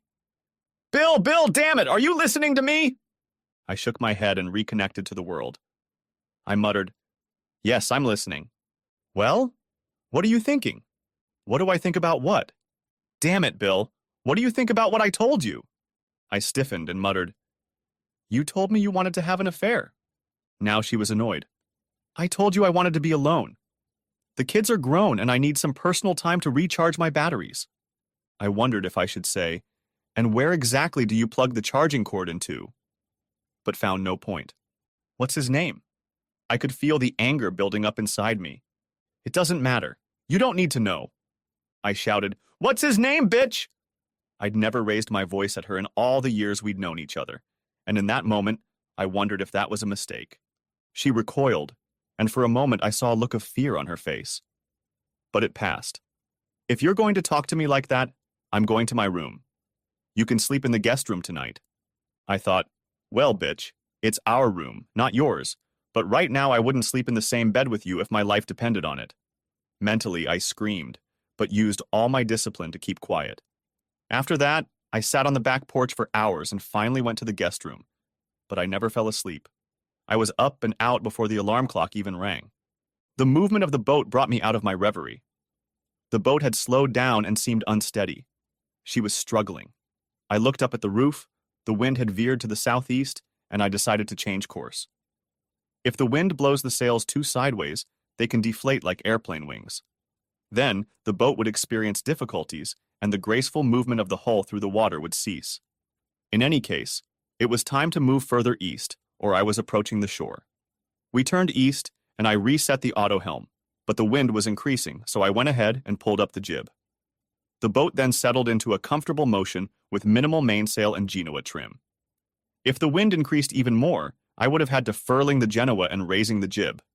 I sipped from a glass of iced tea, my favorite beverage when sailing, and sank into my thoughts. That day, after Sheila had dropped the bomb on me, I'd tried to work, but I was failing miserably. She said she was going to have an affair.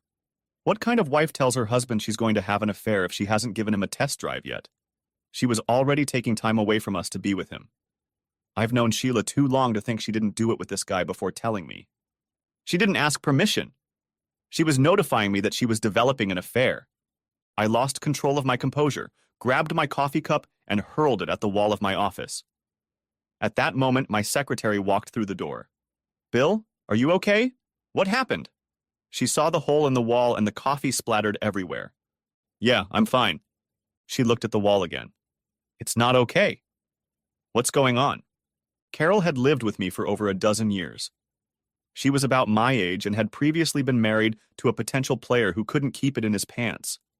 If anyone could understand what I was going through, it was her. I asked her to close the door and sit down. Then I laid it all out. Carol was shocked, but at the same time she was much more sensible than I was. "Bill, it sounds like she started the conversation but never finished it." I rolled my eyes and started to speak, but she stopped me. "Bill, you need to listen to the story to the end. Maybe she was just thinking out loud or sensing you. You need to find out for yourself exactly what she intended to do." She wasn't wrong, but the thought of having to go back and finish this conversation made my stomach churn. "Bill, are you okay? You look a little green." I took a deep breath to calm my mind and then my stomach. "I think I'm fine. I just can't believe she's doing this." Carol thought for a moment. She was the perfect assistant. There were aspects of my job that only I could do, but so many things I did poorly. Carol was always 3 steps ahead of me when I needed it. You need to gather your thoughts and prepare. Make a list of possible intentions Sheila might have. List them from least to most offensive. Then, for each possibility, decide how you want to proceed. You can always change your mind, but it will help guide you to know what your options are. Sometimes I felt like Carol missed her calling. She could have been a great, non-judgmental therapist. I nodded and she excused herself briefly, then returned with a fresh cup of coffee. "Try not to give up on this one." She smiled, and her smile was infectious. For the first time, I felt like someone was on my side.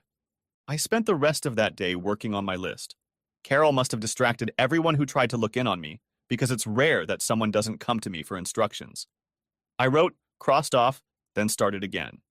Eventually, I decided to put things in order, opened up a spreadsheet on my computer, and started making my list. As I pondered, typing, organizing, editing, rearranging, I explored my options. Somehow the keyboard calmed my mind, and the emotions that had overwhelmed me subsided. My rational mind took control. The longer I thought and the more I typed, the clearer my thoughts became. I had options. I would not become a cuckold. If she thought our intimate life was in the past, then I could leave it in the past more completely than she expected. The time had come, and there was no putting it off. Carol stayed late in case I needed her, and as I was leaving, she said, "Bill, when you get home, turn on the recording app on your phone and record this conversation. You might want to replay it later." Like I said, she was always 3 steps ahead of me when I needed her. I left work at the office for the first time since I could remember and drove home. All I had was my list and the knowledge that I wasn't going to be a damn victim in this case. Sheila had obviously already made her decision, but I had options too. Pulling up to the house, I took a deep breath. My thoughts had been organized, and now I needed to get my emotions under control. I would approach this like any other problem at work. I would be rational, calm, and thoughtful, and then once I had all the information, I would make a decision. This went on for about 15 minutes, if not more. She was waiting for me in the living room. I walked in, sank into the chair with my notes, and waited. "Are you done with your little tantrum?" Damn bitch in hell, I thought. "Can we talk about this rationally without you yelling and threatening?" Very calmly, or as calmly as I could manage, I said in a monotone voice, "I have never threatened you in my life. I would appreciate it if you would acknowledge that fact before we begin. She looked flustered and changed tactics. Bill, you know I love you. Look at the life we've built together. We have a beautiful home. We're comfortable. The kids are grown and in college, and you have to admit that I've been a good wife to you. It's time. I need the freedom to explore new horizons. New horizons? You mean new entertainment for Sheila, thought I. My mind was screaming, but I kept my mouth shut. It was at this point that I needed to know what she was going to do. She looked a little hurt that I didn't agree with her. Like I said, I've been a good wife to you, but now I want a little thrill in my life. She lowered her gaze for a moment, then looked up. I've met someone. You don't need to know who he is. I intend to work things out with him. I'm not in love. I just want to experience the thrill of familiarity and new experiences. That last statement took all my self-control. So you're going to have an affair, right? Yes, Bill. And that affair has already begun? The question seemed to catch her off guard, but I couldn't figure out why. It was an obvious question that she should have anticipated. Then I saw the determination on her face. No. I wouldn't do that to you. She was lying. I could see it in her face. So what exactly did you do to this man? She was flustered. I guess she was expecting me to freak out before the conversation got that far. I reminded myself to thank Carol for her cool head and planning skills. A few lunches, a few dinners, and once we went dancing. That's about it. Well, I don't remember us being out of town, so I assume the dinners and dances had something to do with those late nights when you were working? She had the decency to blush, but she didn't say anything. So you're already lying to me. It's just a matter of degree. That seemed to piss her off, but she still didn't say anything. I could see the challenge building up in her face. So, how exactly do you see it working? She seemed to gather herself and then continued with what I thought was a prepared script. Well, we thought it would continue as before. We did? Yes, Jor. I mean me and my friend. So you and George planned this together? It sounds a lot like an affair to me. She was starting to get angry, and for the first time in my adult life, I didn't care. She started repeating herself, which was a sure sign that she was working from a script, and I wondered who had written the script. We thought things would continue as they were. Maybe sometimes I'll come home a little later than usual. I looked at her intently. Say the words, Sheila. She tried to feign embarrassment, but she knew exactly what I was talking about. What words? You're probably coming home a little later than usual because you'll be at his house and you want to take your time having fun with him. At least she had the decency to blush again. I guess. Okay, I get it. What else? Again, she hadn't expected me to move her script forward so quickly. I think we'd like to get away for a weekend once in a while. It won't be very often, and we won't go somewhere where anyone will recognize us. No one we know will bother you. I thought about what the best laid plans were, and laughed at my own joke. What's so funny? I shook my head. Nothing.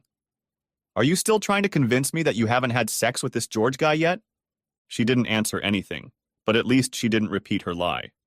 I've been working on the list Carol made me prepare. She wants an affair. Bingo. She went out with him behind my back. Check. She lied to me. Check. She's already having sex with this guy. Big check. And she wants to start going away with him for the weekend. That got me to the bottom of the list.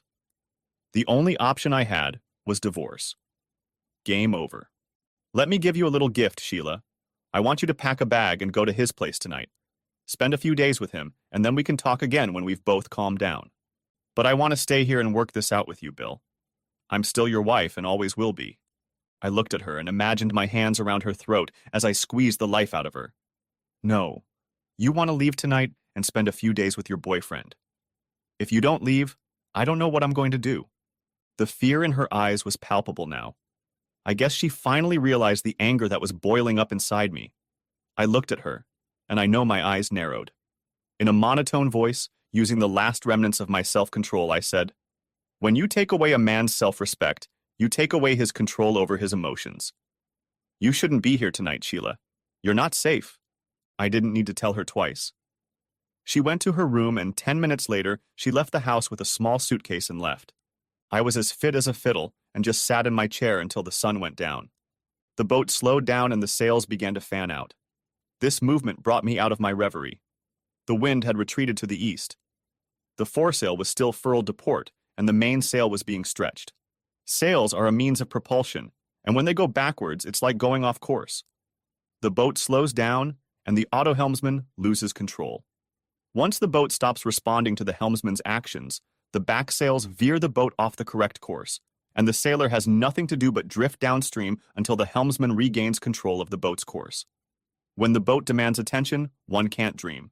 So I tipped the last glass on board, lowered the glass onto the cockpit sole, and let go of the front sail sheets. I reacted in time and still had enough rudder to change course, so I turned northeast and set a new course.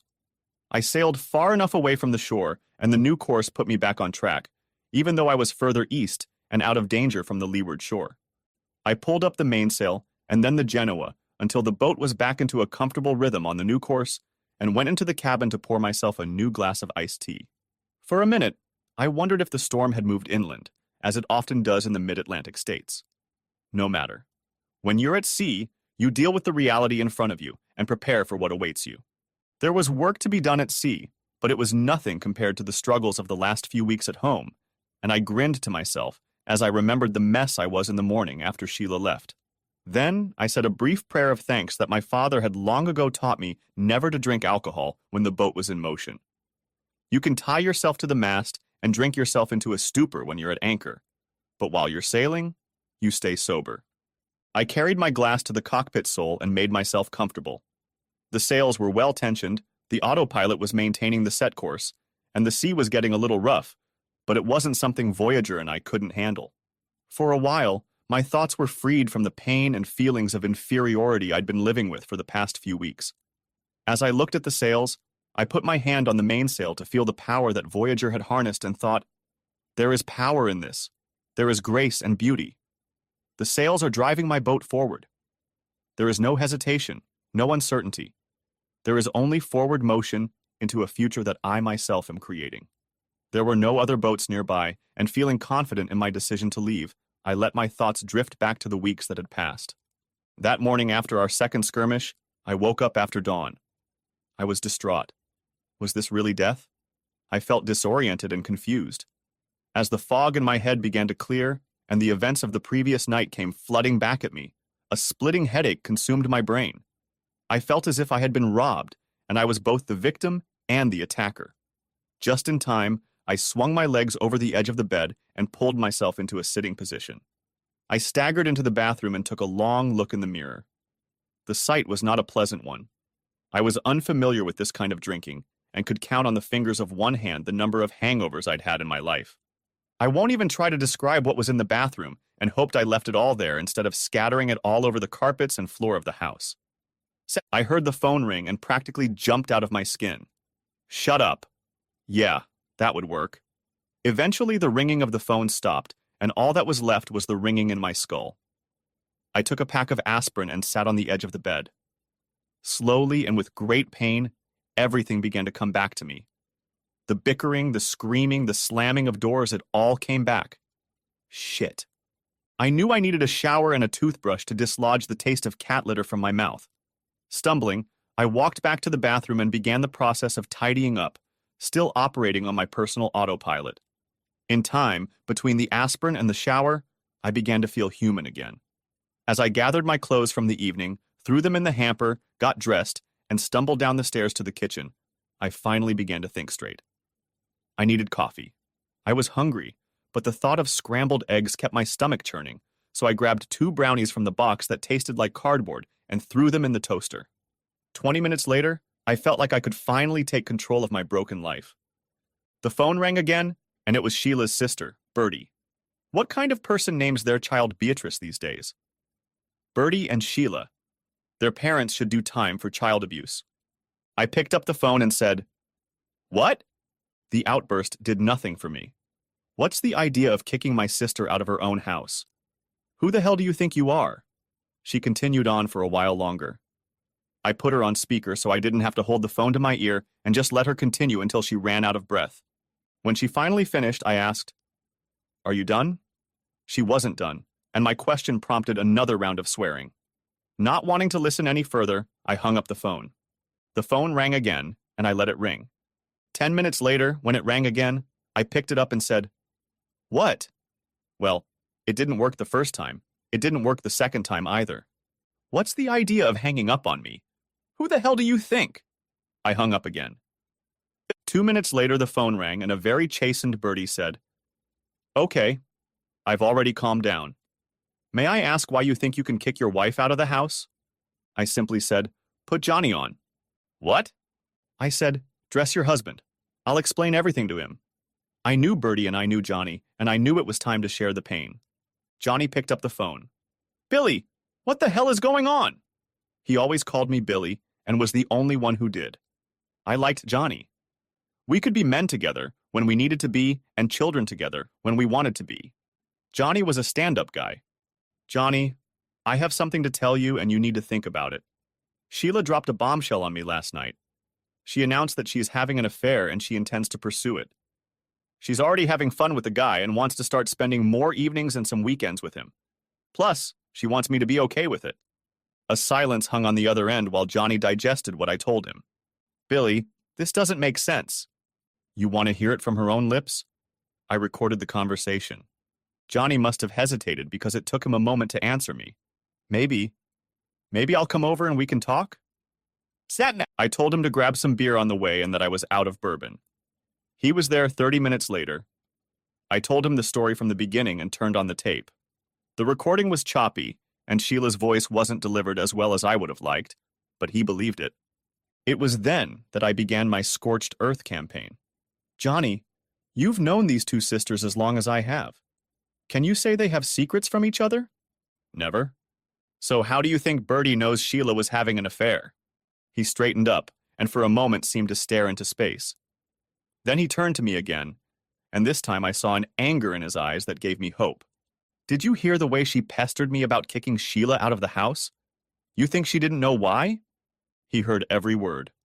I knew the man, so when he said, "I sure as hell hate cheaters," I knew I'd made my point. Bertie wasn't going to bother me anymore. She had her own problems. I took my mind off my thoughts to look up at the roof, then moved to the low side of the boat to get a better look at the jib. The wind had died down and the sails were pulling well, so I leaned back on the cockpit sole and began to reminisce about the days leading up to the end of my marriage. Unfortunately, the fight that had taken place at Johnny's house that evening had resulted in him kicking Sheila out of the second house in as many days. When there was a knock on the door and I opened it, there stood Sheila, asking if she could come home.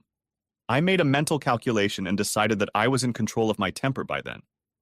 Besides, my course had been chosen. "You can stay under 2 conditions." She nodded, but there was no hint of remorse on her face. "First, you must tell me if you have ever entertained your boyfriend in this house." She quickly replied, "No, I would never do that with you." "But you would have entertained him somewhere else, right?" To this she had no answer. I had anticipated this and was already preparing for bachelorhood, so I said, "Second, I've moved into the guest room. You can keep our bedroom until the divorce is final." "But," she began, "I don't want to hear anything from you. You can sleep here, but don't you dare bring that asshole into my house. Do you understand me?" She started to act defiant, but nodded in agreement and went off to her room. I didn't see her again for the rest of that night. Sitting alone in the living room, I decided to take advantage of her self-isolation and continued working on the list. Following Carol's lesson, I put my mind into work mode, grabbed my laptop, and started a new list. It included bank accounts, investments, retirement accounts, house, cars, college tuition, and on and on and on. A person's life can get complicated after the age of 50. I knew enough about divorce to know that if I wasn't careful, I would lose half of everything and more. Sheila worked, but she didn't earn as much as I did. The house was mostly paid off, and we had set up tuition funds for both kids, so I felt their college educations were secure. My retirement, on the other hand, would be in jeopardy. I made arrangements to sell the house, but I wasn't going to live in it anymore. It soon became apparent that there were only a limited number of things I could do legally. Any attempt to hide money was going to fail. The short list of things I could do boiled down to just 4 things. I could divide our simple savings, move some of what we owned into storage in hopes of keeping it, leave town, and file for divorce. In the end, I gave up thoughts of revenge and decided I would settle for freedom and fair distribution. In the morning, I split the bank accounts and canceled the joint credit cards. This gave me the funds I needed to make a fresh start. Then, I disconnected her cell phone. That should have gotten her attention. The investment accounts were in our joint names, and there was nothing I could do without her assistance. The lawyers would take care of that. The advantage of my not being able to separate those accounts was that she couldn't do anything about it either. It also meant they were safe. They would be dealt with in the divorce. I then rented 2 single-story warehouses in the city. That evening, I was surprised to check items off my list. There was nothing else I could do, so I started thinking about preparing for my new life. What distracted me from my musings was the increased commercial traffic southward from New York. Those big ships can catch up with a fellow traveler faster than you think, so it was time to get back to work. It was a long day, but I made it to my destination by late afternoon. I set sail beyond the Manasquan River cutoff and just before sunset found a comfortable harbor inside. I never like to enter a harbor after dark. It's too easy to lose your bearings. Nevertheless, it was a fine day, albeit a very long one, and for the first time in nearly a month, my thoughts were clear.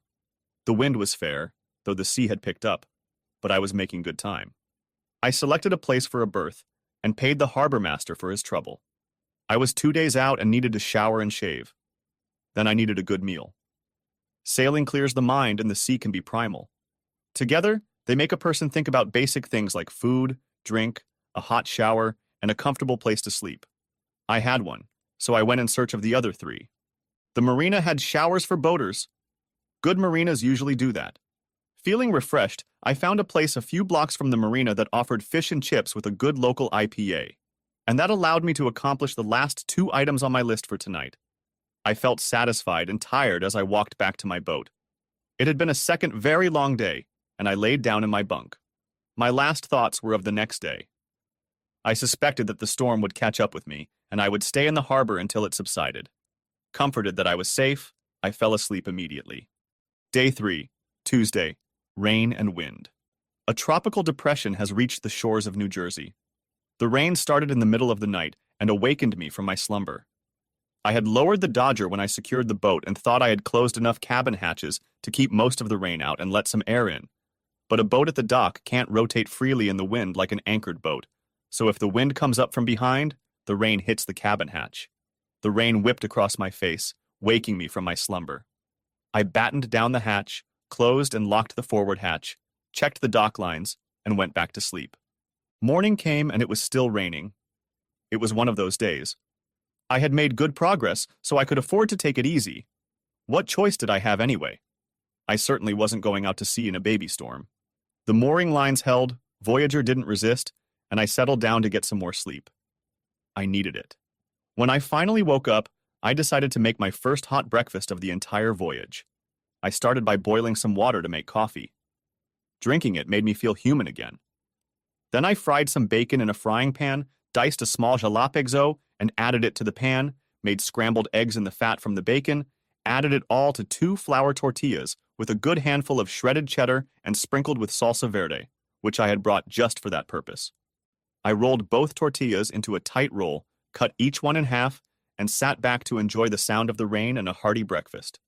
For the first time in weeks, I felt truly content. I had bought Voyager to sail, not to sleep in. The cockpit was spacious and allowed better sail handling for the standard crew, while the cabin was small and cramped. With the relatively minor changes I had made, it was perfect for one person walking away from their pain. After finishing my meal and drinking my second cup of coffee, I began to think about the day ahead. In the meantime, I pulled out my weather gear and looked around the deck. Everything was just as it should be. The sailcloth cover protected the mainsail, the jib was stowed, the jib was below deck in the bow bunk, and all the halyards were tied down. Everything was in order, and I went back to the cabin, took off my rain gear, and made myself comfortable for a quiet, rainy day. It wasn't quite the day I had hoped for. I knew that as I sailed north, I would have plenty of time to think about Sheila and her betrayal, but I knew that the necessities of the ship would allow me a distraction to interrupt my thoughts. Today, however, there would be no distraction unless I made an effort to do so myself. So I looked around the cabin and found the box of books I had packed for the trip. There were only about a dozen or so books in it. Some of them were my favorites and a few were new. I packed books not only for the trip, but also for new beginnings.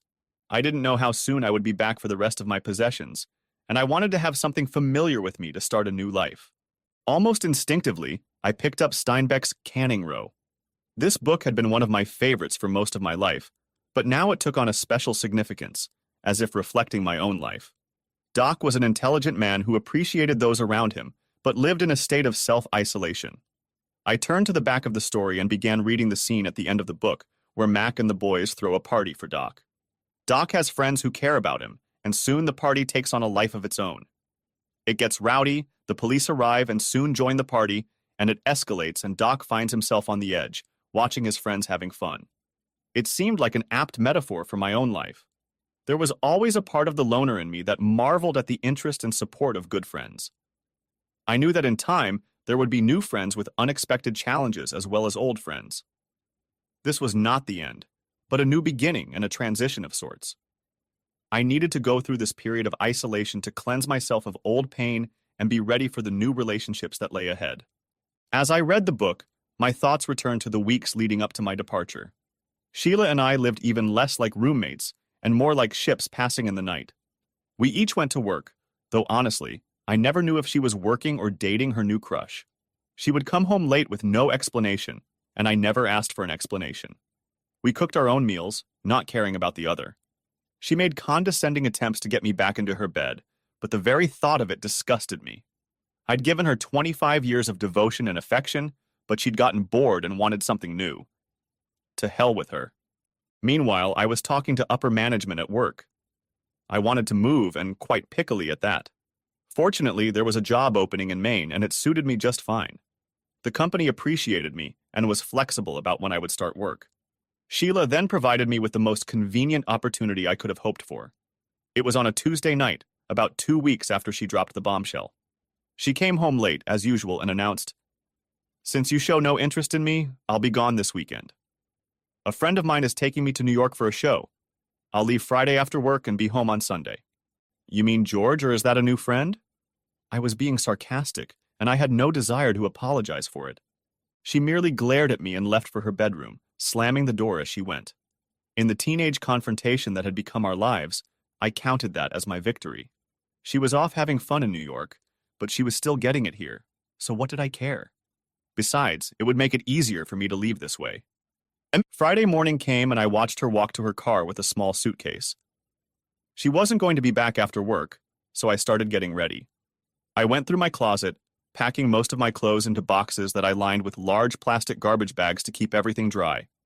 Winter clothes were packed for storage, and summer clothes were packed for transportation. I packed books and electronics for storage, except for the few books I'll be taking with me. Then I packed up the tools. A few things I wanted to take out of the marriage, like pictures of the kids, went into storage.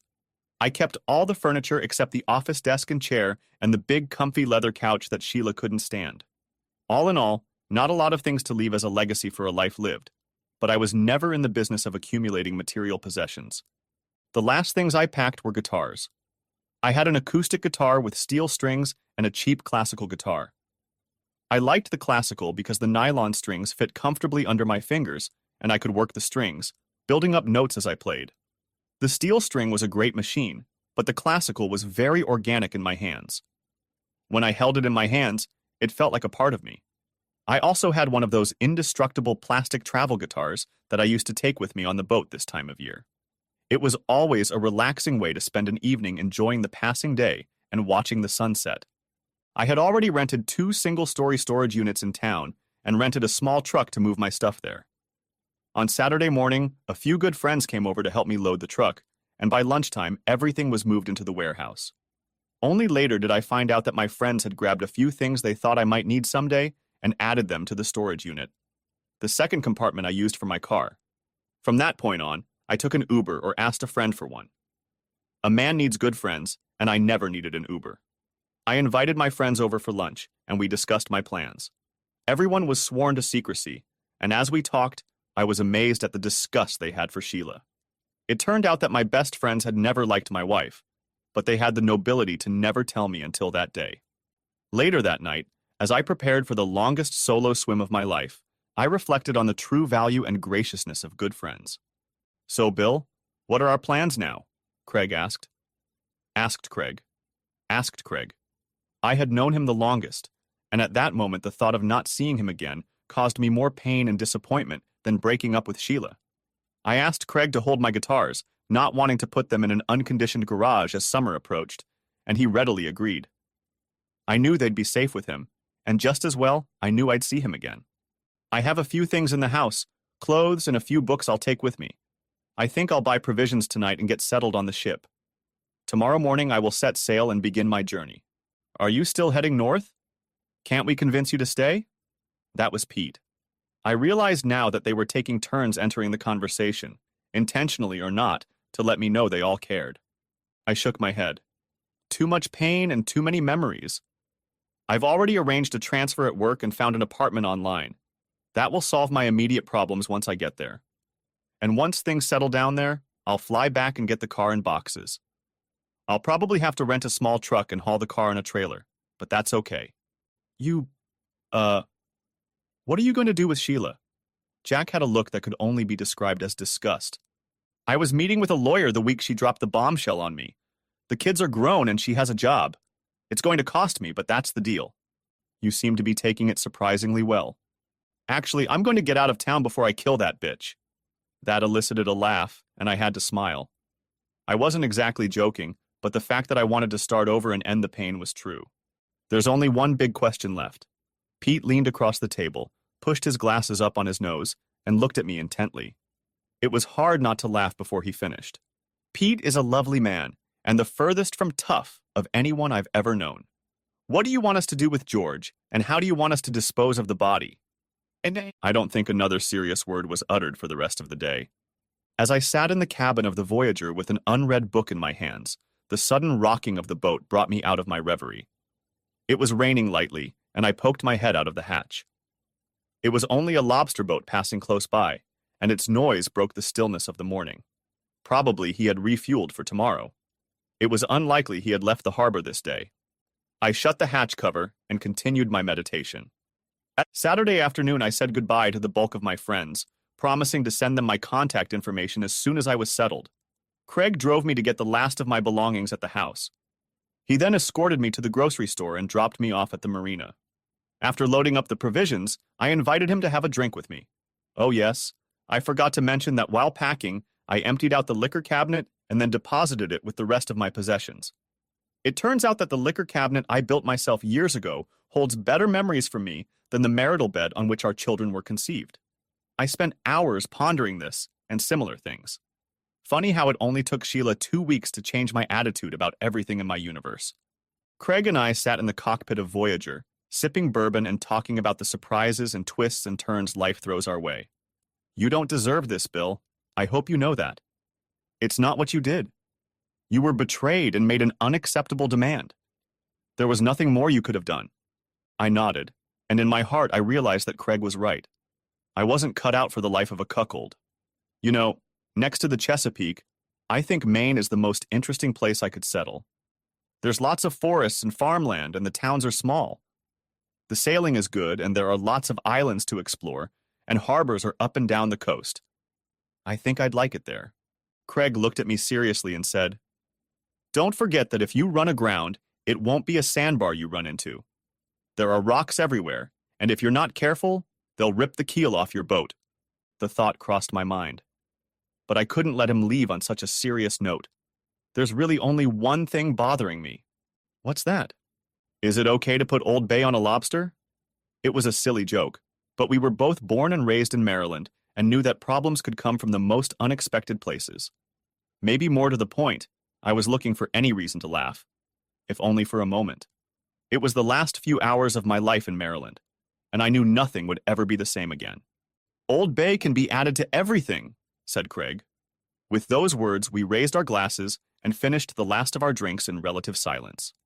As the sun was already setting, Craig stood up and said, You know, I should go home. Are you going to be okay?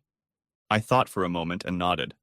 I've got a lot to go through, but now that I've chosen to go, I feel like I'll finally be okay. I looked at my friend and asked, Are we still going to Boston? Yes, of course. He hugged me and got out of the boat. As he started down the pier, he stopped and turned around. You know, None of us are going to tell her where you are. Not your friends, not our wives, no one. Whether you tell her or not, she won't find out from us. I nodded my thanks. I had already decided that I wasn't going to hide. I'm just leaving her. He looked around a few times as he walked to his car. As I stood and watched him walk away, I knew I was leaving good friends behind, but I also knew they would remain a part of my life for years to come. I wondered briefly if Sheila could say the same thing. Left alone, I finished stowing my gear. I found dry spots for the few books and boxes of clothes I had brought with me. With food, in some ways, things are both more difficult and worse. Ice keeps for a few days at sea if you don't open the icebox, but only a very few days. Steaks don't keep any longer than ice, and fresh vegetables keep about the same amount of time. I knew the first few days would be long and I wouldn't have time to cook a real meal, so I bought canned meats and vegetables. They're not too refined, but they do power the car.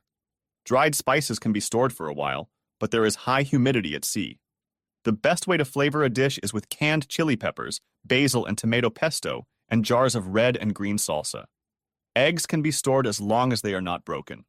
Pasta sounds good, but water boils slowly, and pasta requires too much water. Bread and crackers will be stored in airtight plastic bags. After Craig left and my supplies were stowed, I headed to bed.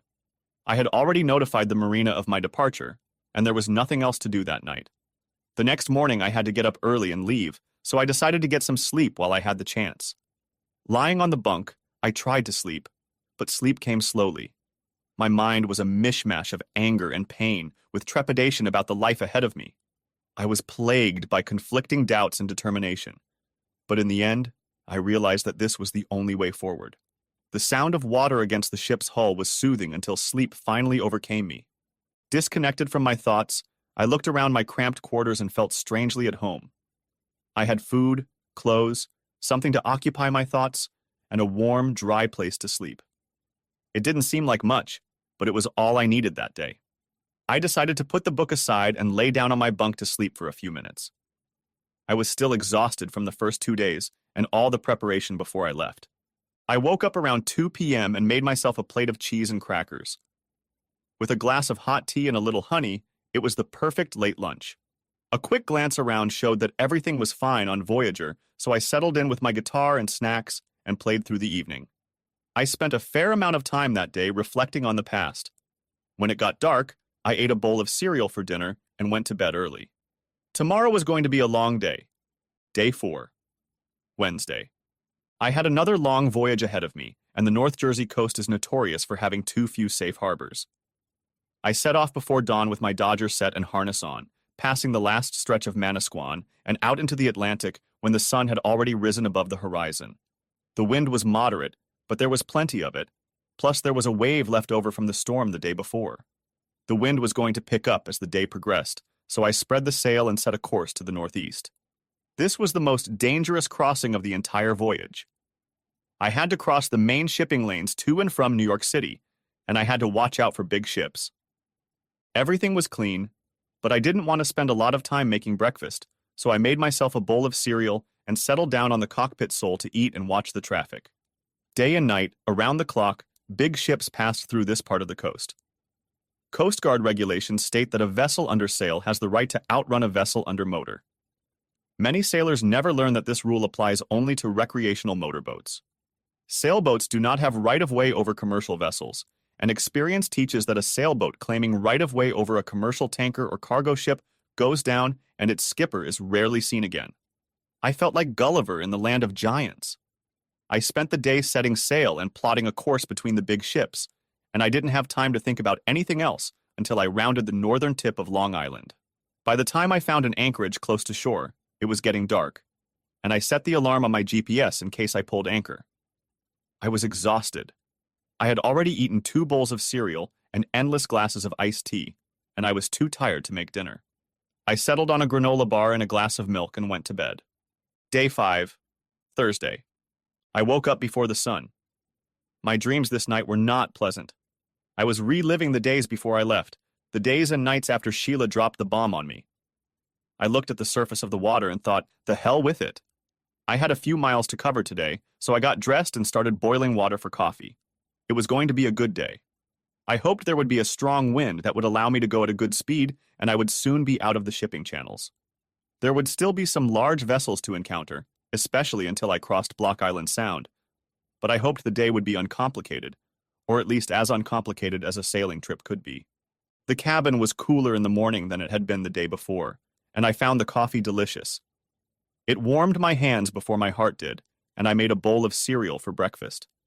I seemed to be eating a lot of cold cereal on this trip, much more than usual, but it was comforting and filled my stomach. I'd been gone for 4 days, 5 if you counted loading the truck, and all that time my phone had been off. When you're on the high seas, cell service is almost impossible to get. But in the harbor at night, I didn't even think about turning it on. The last thing I wanted to deal with was Sheila coming at me. This morning my thoughts shifted from Sheila to the kids, and I wondered if they knew I was leaving.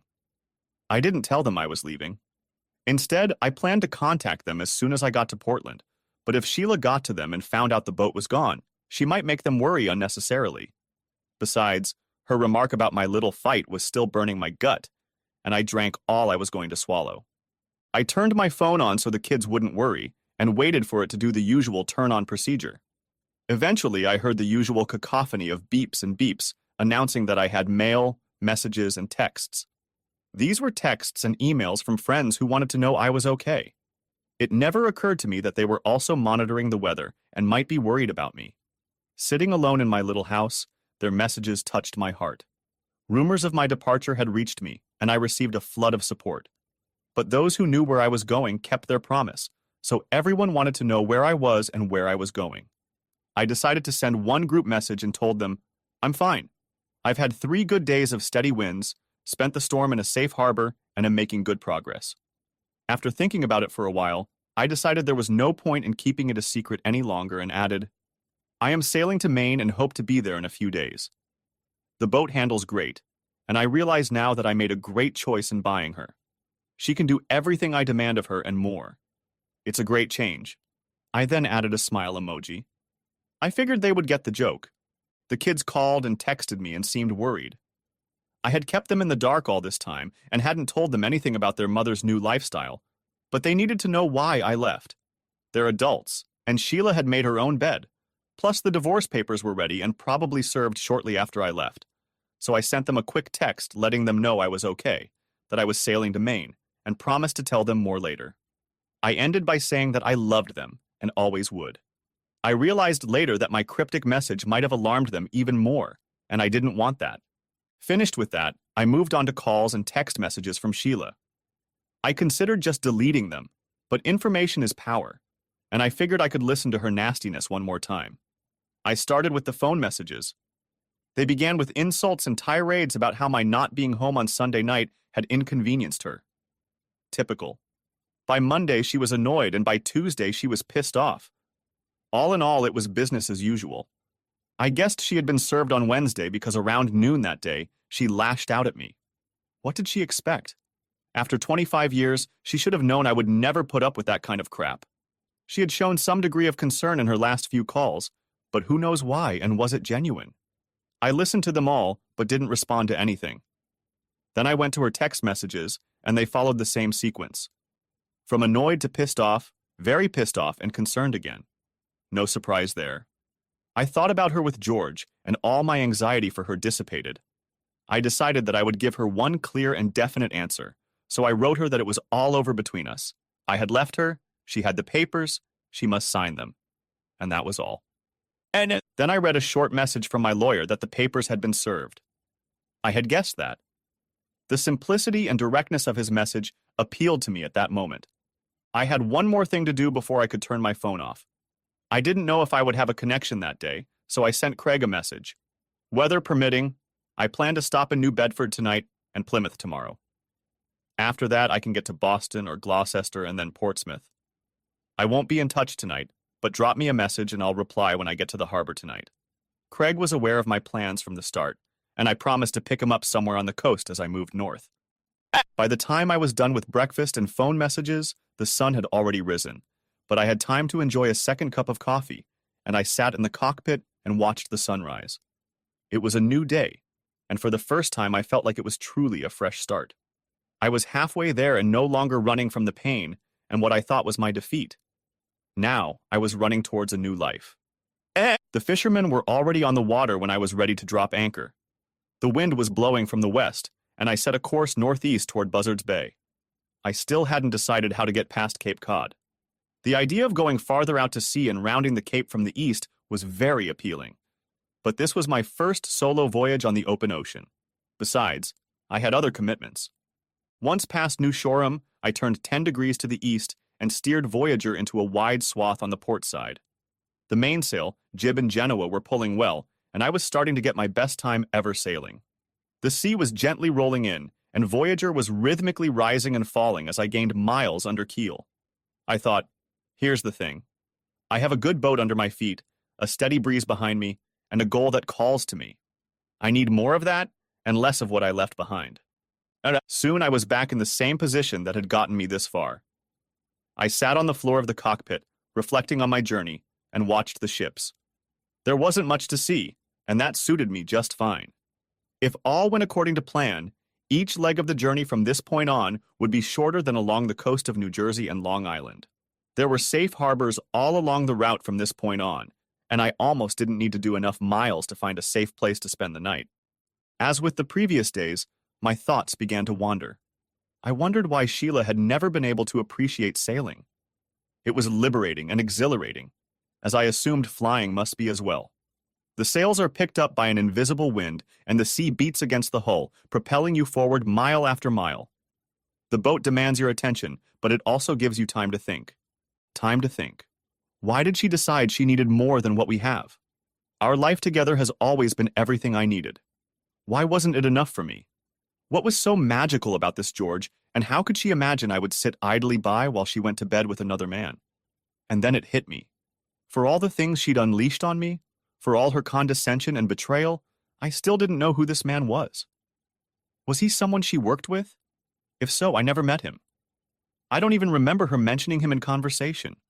Was he someone new in her life, or had she kept him a secret for longer than she admitted? She definitely lied to me about not sleeping with him already.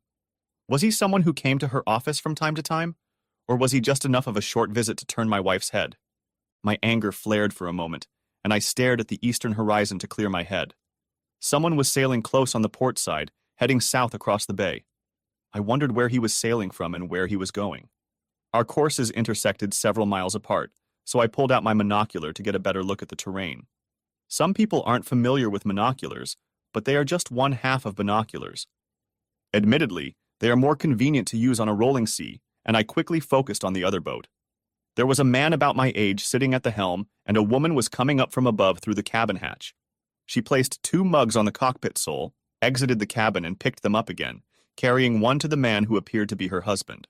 I wonder what it's like to sail with a spouse and share the experience with your mate, your partner. They briefly studied me, or perhaps Voyager, but were too far away for me to notice I was watching them. I suppose they, like me, were just admiring the vessel passing by. I smiled and let vanity take over for a moment. I knew Voyager was a beautiful vessel and briefly considered raising the spinnaker, but I was quickly dissuaded. The spinnaker would become a nuisance if the wind changed quickly or I needed to change course. I waved, but was too far away for them to notice me. They seemed to be talking, and I saw that the man was laughing. For the first time since I had left Whitehall Bay, I felt truly alone. Up until now, I had been a lonely traveler, but now I was someone else. I was uprooted. I was separated from everything and everyone except Voyager, and for a moment, I wondered what it would be like to share my life with a woman who only wanted to be with me. I put those thoughts out of my mind and reminded myself to turn on my cell phone when I got to the port to talk to the kids. I needed to hear their voices and explain my decision. I hoped for their support, but only time would tell how they would react. After all, Sheila was their mother. They had to show at least some measure of loyalty to her. For the first time, I began to wonder what price I might pay for my new life. I surveyed the water ahead of me. There were still a few boats leaving their harbors to swim or fish, but today was Thursday, the beginning of the season, so it was far from crowded. Soon, I would be in Buzzards Bay, and by late morning, more company would be on my way. The image of a man and his wife sailing south never left my mind. They looked happy, and I remembered a time when Sheila and I seemed the same to each other. Before the children were born, we were carefree and it seemed like every day was a honeymoon. When the kids were born, life got even better. When they were little, I helped Sheila after work, so she didn't have to do everything herself. The kids grew up and we read them bedtime stories. Then they went to school and we helped them with their homework. It was all the little things that family offers parents, and I loved it all. I never felt like I was getting old or that time was slipping away from me. At every age, I felt like I was perfectly fine and living a contented life. When did things start to change? I guess when Sheila went back to work, she became more distracted. I didn't blame her at the time. She had been a stay-at-home mom for 7 years. She needed the freedom and the opportunity to be an adult again. Freedom. What a strange word. I thought the chance to go back to work and have adult conversations again was freedom. She, on the other hand, thought having fun with another man was freedom. Now I wonder if we ever agreed on the meaning of the word or the value of our life together. I was having a good time and wondering when and where I would meet Craig. Hopefully, I'll find out tonight. The solo sailing was exciting, but I had to admit that I was now looking forward to the company. Maybe with Craig on board we can show off a bit and raise the spinnaker. There's another expression that used to mean something else entirely. Showing off. I kept pictures of Sheila and the kids on my desk and on the cabinet behind my chair. Every few years I added new ones as the kids got older. I had a beautiful family and it was showing off. I packed up these photos when I put things in storage, although the thought crossed my mind to cut Sheila out of them. But she too was part of my past, and it was impossible to rewrite it. I wondered if I would like my new office, and wondered if the kids would agree to having a picture of the three of us on my new desk. Jack was great. He ran my company's Annapolis office. When I went to him to tell him about what was going on with Sheila, he took off his boss hat and put on his friend hat. He never once made me feel guilty for wanting to leave. On the contrary, he sat with me and helped me plan. When I told him I needed to get out of town and start a new life, he was the one who told me about the job opening in Portland. It was the same company doing the same job in a different city. It was a step up for me. Bill, you know I don't want you to leave. I want you to stay here, spit in her eyes and find the prettiest girl in town to hold your hand. But you know I went through a divorce for the same reason you did, and to this day I wish I had left town and never looked back. I see that damn cheating bitch and her new husband everywhere I go. You never get used to it. I just sat there and nodded my head. He'd lived through it, and I could see what that choice offered me. I wasn't going to live like this. I know a guy who runs an office in Portland. He's a good and stand-up guy. You'll like him. If you want, I'll set you up with an interview. I didn't need to think about it. Make the call, Jack. Tell him I can fly in and do the interview at his convenience. An hour later, Jack was in my office. You have an interview Tuesday morning. Carol is already preparing your tickets and hotel for you. I suggest you stay at least Tuesday night and look at a few apartments. There's no point in trying to find a house right away. It's better to familiarize yourself with the surroundings first. I flew in Monday night and returned home on Thursday.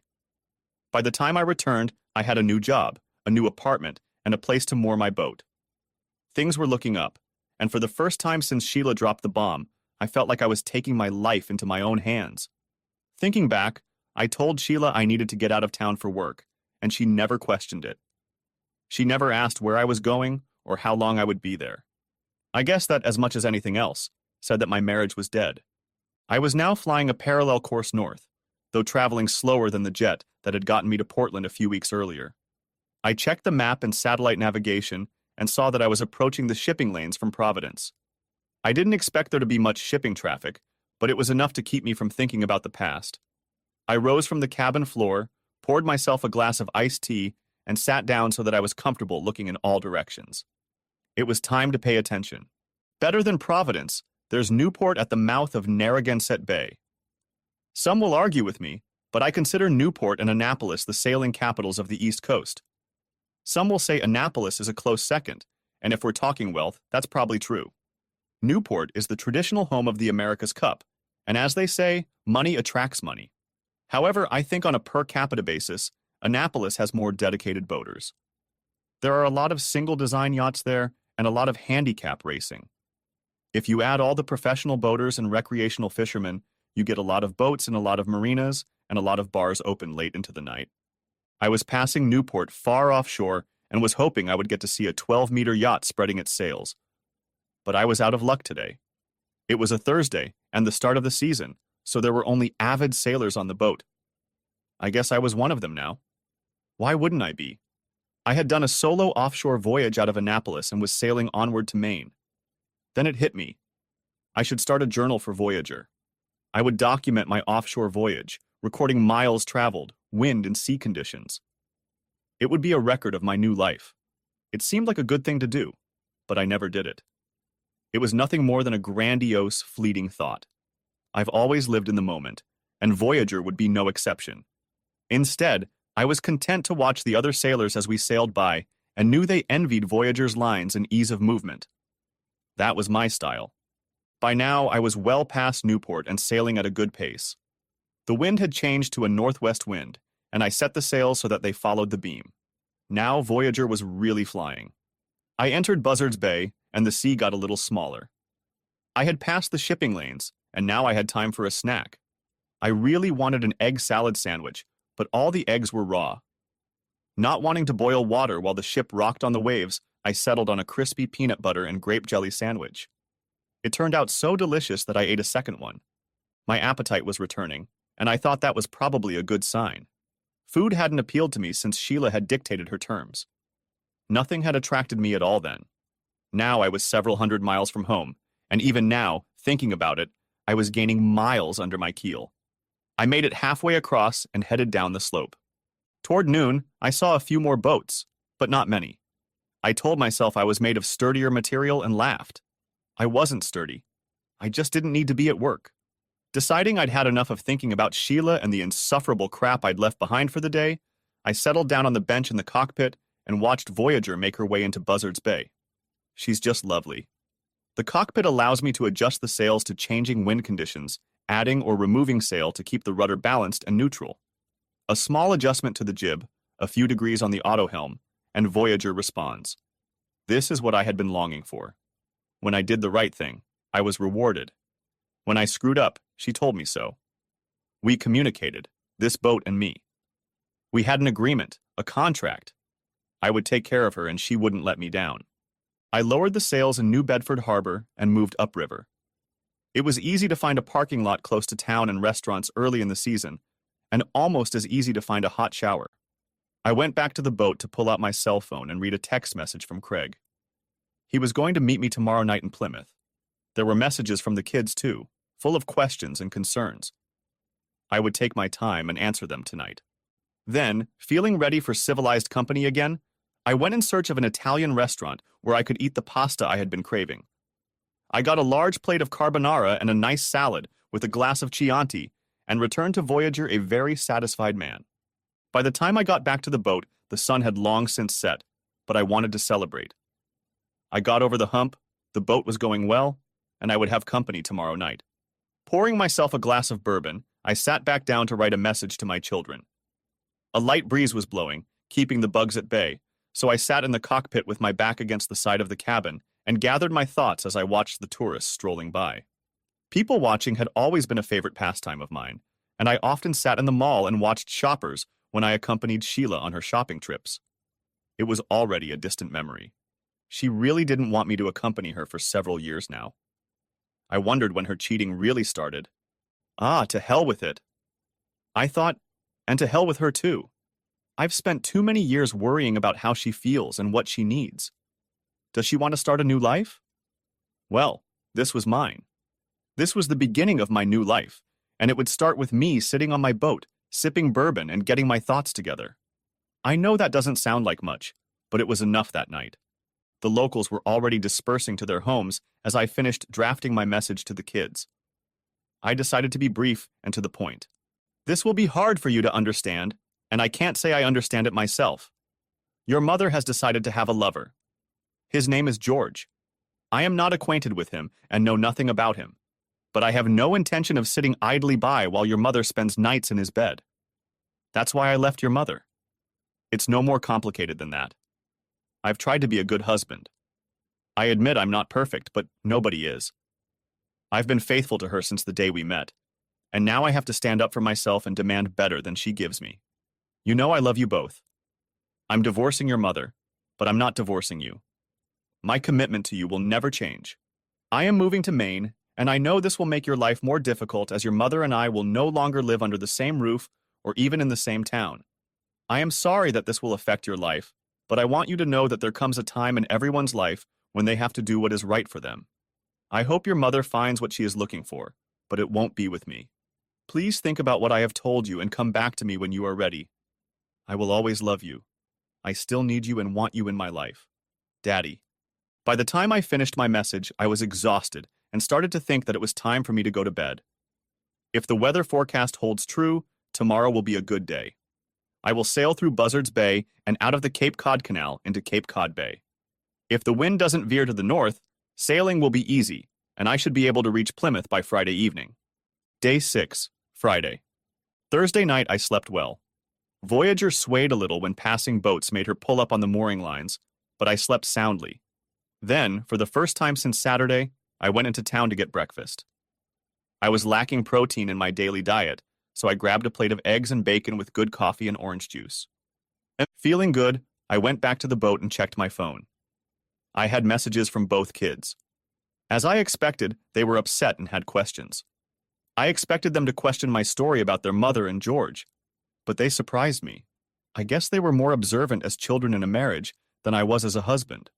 They both saw their mother's selfish side more clearly than I did, and believed what I told them.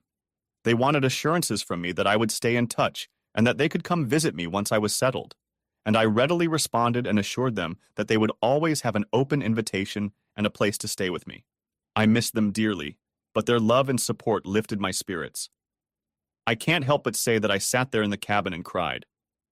My wife may have betrayed me, but the kids were there for me, and that was enough. When everything was ready and the bedding was put away to dry, I started the engine, dropped the dock ropes, and headed out into Buzzards Bay. Navigating the bay was relaxing. The wind was blowing from the west, there were only a few boats, and I was sailing toward the channel with good timing. The Cape Cod Canal is much like the C&D Canal, and I knew I might have to pass next to commercial vessels heading the other way. And while I didn't like the idea, I knew I wasn't the first to do it, and felt ready. It turned out to be easier than I expected.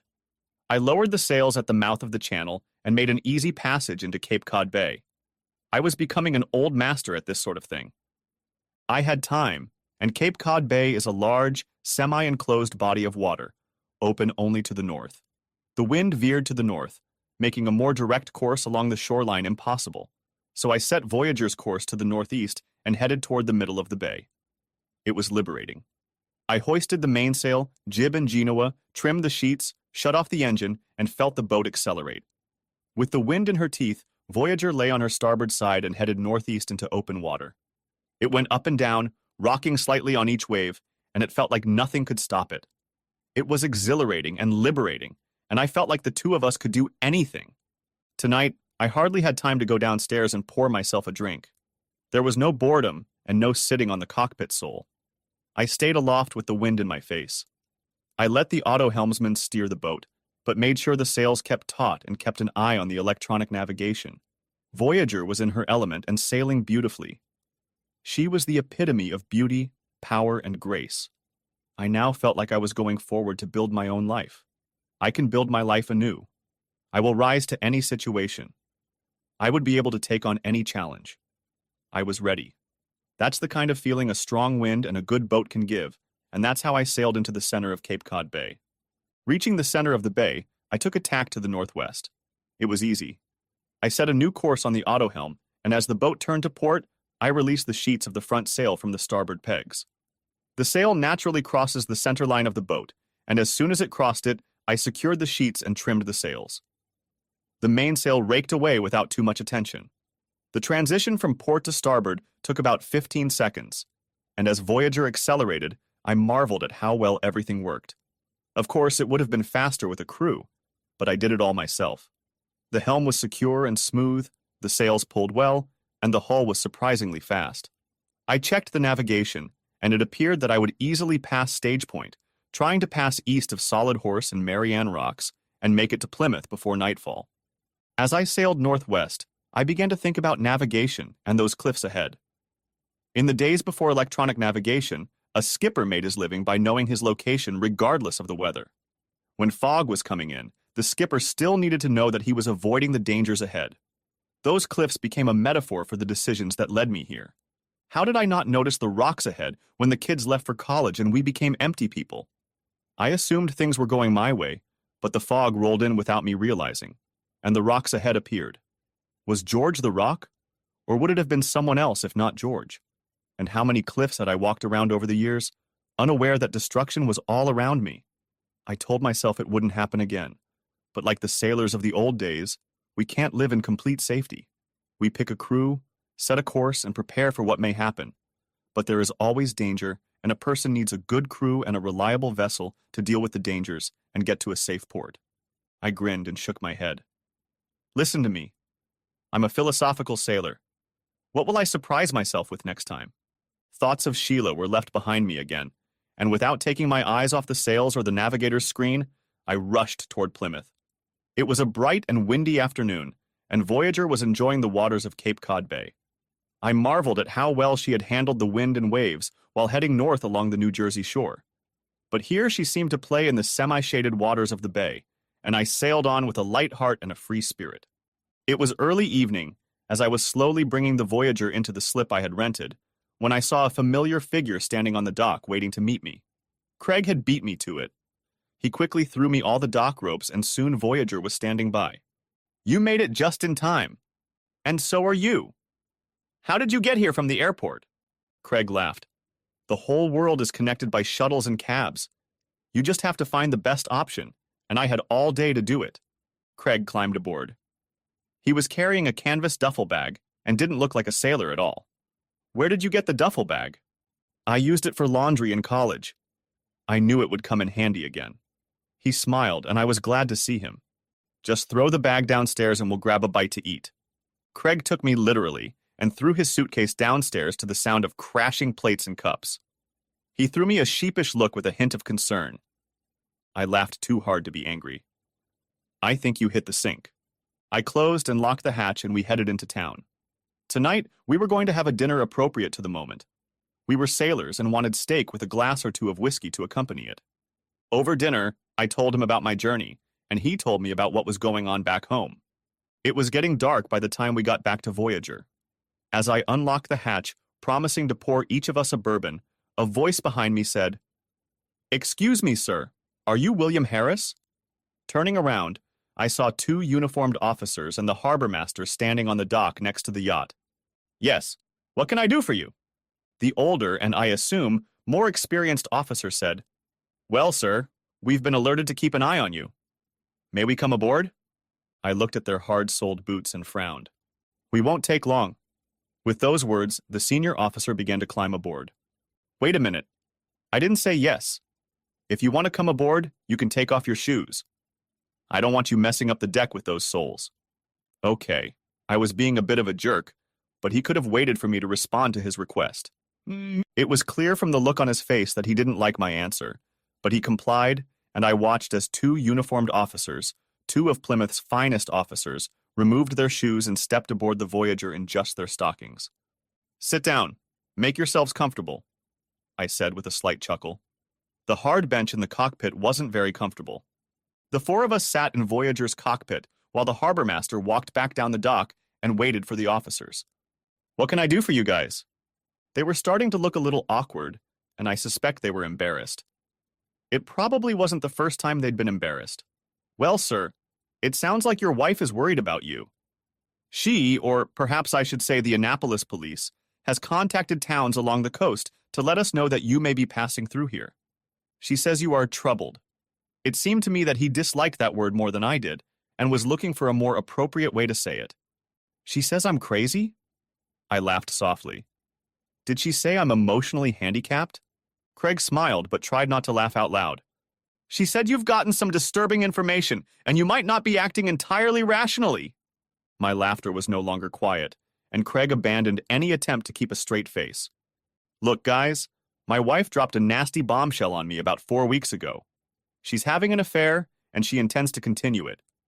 Our kids are grown, I've been free to make some changes in my life, and I won't tolerate this kind of disrespect. I've arranged a transfer at work, and I'm moving my boat to Maine. Nothing complicated."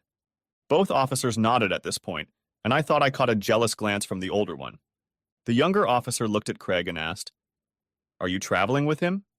"Didn't travel, but I do now. He sailed from Annapolis on his own, but I'll be joining him from here to Portland." Both men looked at me with renewed respect. "You sailed on this vessel yourself from Annapolis to here?" "Yes." "Have you had any trouble?"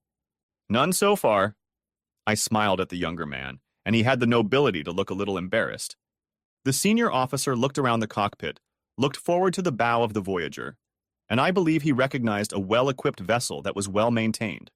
Turning to me, he said, "Well, sir, sorry we bothered you. You seem to have everything under control. We'll just wish you a happy journey, and I hope you find the life you're looking for." When we stood up, I shook their hands and apologized for making them take off their shoes. They laughed and took no offense. "Would you mind broadcasting coast to coast that I'm not as crazy as my wife wants to make it seem?" They nodded, said they would, and with those words they departed. Craig looked at me. "Man, you're never boring, are you?" I didn't have an answer to that question, so I went downstairs to pour each of us a glass of scotch. We spent the rest of the night sitting in the cockpit of the Voyager, sipping scotch and watching people go about their business. When it was time, we went downstairs, made our bunks, and got some sleep. Day 7, Saturday. Now that Craig had joined me, the sailing changed. We could sail longer, taking turns if we wanted to. There were plenty of ports and plenty of choice. We could set aside time to visit coastal islands, change sails more easily and more often, and cook on the go. Most importantly, I had someone to talk to, and storytelling is Craig's main talent. From that point on, the voyage became quite civilized. Before leaving Plymouth, we took time to have a proper breakfast. Craig couldn't resist pancakes with maple syrup, and for me, a decadent breakfast is always Eggs Benedict. We were both more than happy with our food and the coffee we washed it down with. As we walked back to the boat, Craig said, "You know, all the wives went to your house and trashed Sheila." I think for a brief moment he imagined what he had said and laughed. "Which wives?" "All of them. My wife, Jack's wife, Pete's wife, Dave's wife, Jerry's wife, Paul's wife. I think my daughter even came with us." I'll admit that for a moment, unpleasant thoughts like, "What you sow is what you reap," flashed through my mind. But I became more and more convinced that my new life would not be built on the evils of the past. "If it matters to you, Gloria says she still can't understand why Sheila did it. She always said you were a model husband." "That's very nice of her." "Actually, she says, why can't you be more like Bill?" May Craig help me have a better attitude about my life. As we walked down the pier toward Voyager, I asked, "When are you coming back?" "I have an appointment on Thursday, but Gloria advised me to stay away as long as I can." Okay. You know that girl is crazy about you, don't you?" "Yeah, but sometimes she has a weird way of showing it." I couldn't wipe the smile off my face even if I wanted to. "I was thinking that if we have time, we could spend the day sailing around the bay and then spend the night in Provincetown. That would open up our options for tomorrow, and we could easily get to Boston or Portsmouth if the wind was a tailwind." "Sounds like a plan." "Have we enough food on board?" "I think I saw a market somewhere." "We have enough food, and Provincetown has lots of great restaurants. We won't starve." So we did. It was great to have company after almost a week of being alone. I felt like I had gotten over the illness in the weeks leading up to my departure, and even though I knew the pain would return, I was ready to be with other people again. I was ready to be human again. We traveled southeast toward Barnstable, not that far, but then turned east and then north again. When there was a danger of reaching Provincetown too quickly, we turned west again until it was finally time to enter the harbor. We just practiced and enjoyed the day. Dinner was excellent, and we ended the day sitting on the deck until late at night, sipping bourbon and talking. "Will you ever find out why?" I hadn't thought about Sheila all day, and for a moment I was caught off guard. "Why? Why did she do what she did?" "No. She said she was interested in him. I think it's code for an itch she wanted to scratch. She told me she needed the freedom to explore new horizons, whatever that meant. And she just announced that she wanted to do this, George?"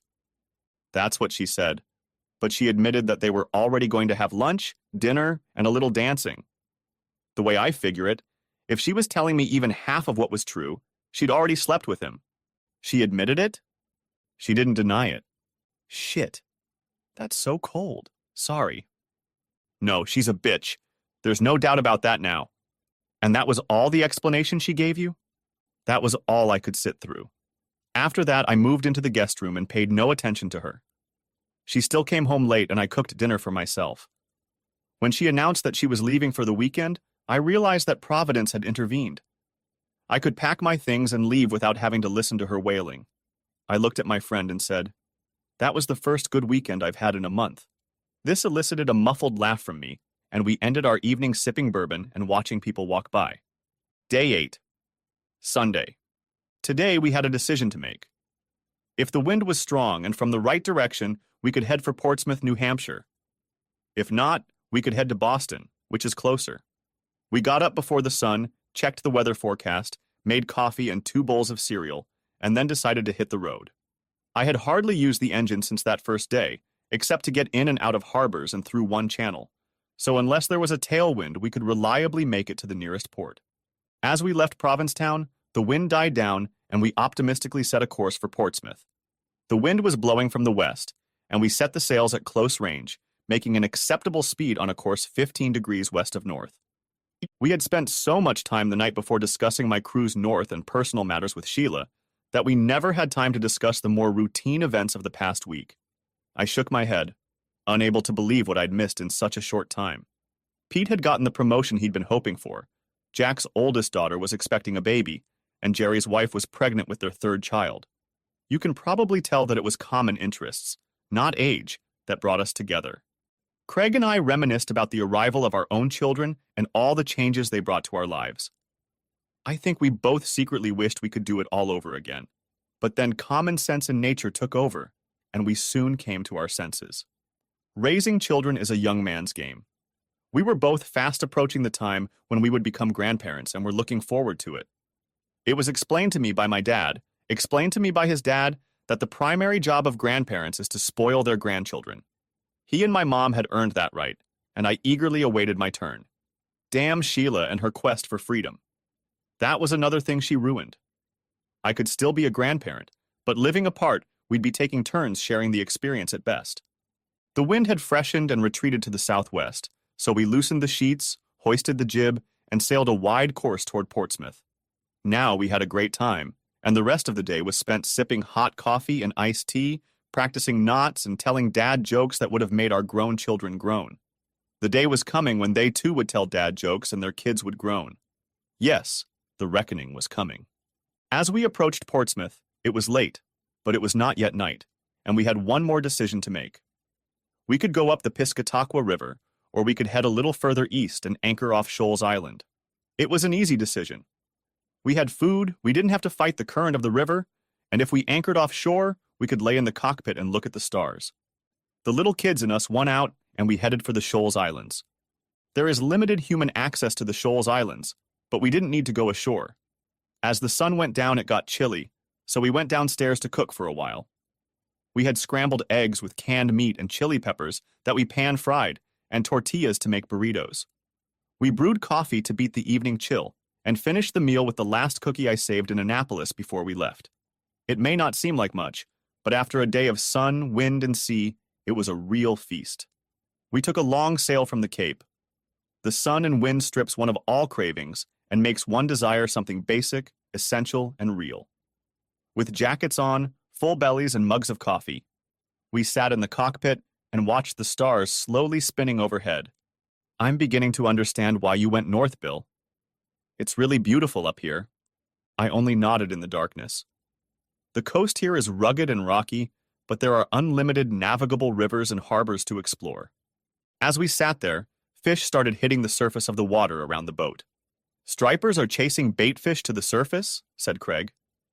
Either that or a bluefish. I guess it could be a tuna. I've never been much of a fisherman. Maybe that's something I need to look into now that I'm here. Craig took a deep breath. I'm jealous, Bill. I really am. I wonder if I can talk Gloria into moving in. I've been here in the middle of winter.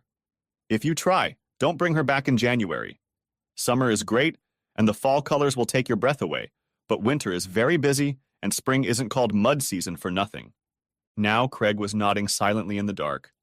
I didn't think it was anything more than idle chatter, but 2 years later they moved north. Their kids were grown, and they decided there was more to life than traffic and expensive houses. His co-workers thought they were crazy, and they were not so quietly planning their retirement in South Carolina. South Carolina seemed to be the new Florida. Bill, are you feeling better today? The question caught me off guard, and I had to wonder for a moment what he meant. Yeah, I think I am. The farther along I get, the better I feel. I turned to look at my friend. Can I tell you something I'm not proud of? Craig only grinned. Sure. I've been thinking a lot about this voyage north and kept coming back to the same question. Which was, why didn't I notice it before? Sheila always wanted more, and she was never satisfied with what we had.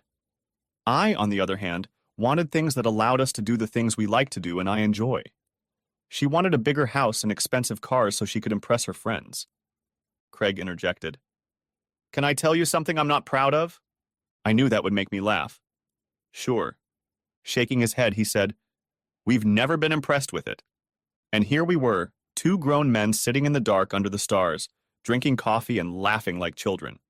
As the wind and cold drove us down, and we closed the hatch, we poured ourselves 2 last cups of coffee and spent another hour passing the guitar back and forth.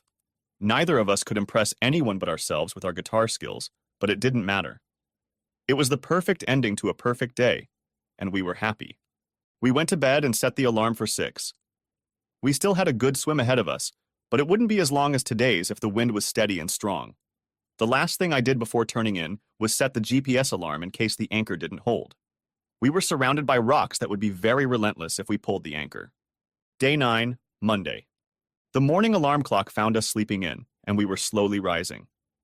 None of us were as young as we used to be, but these few days we were trying our best to appear so.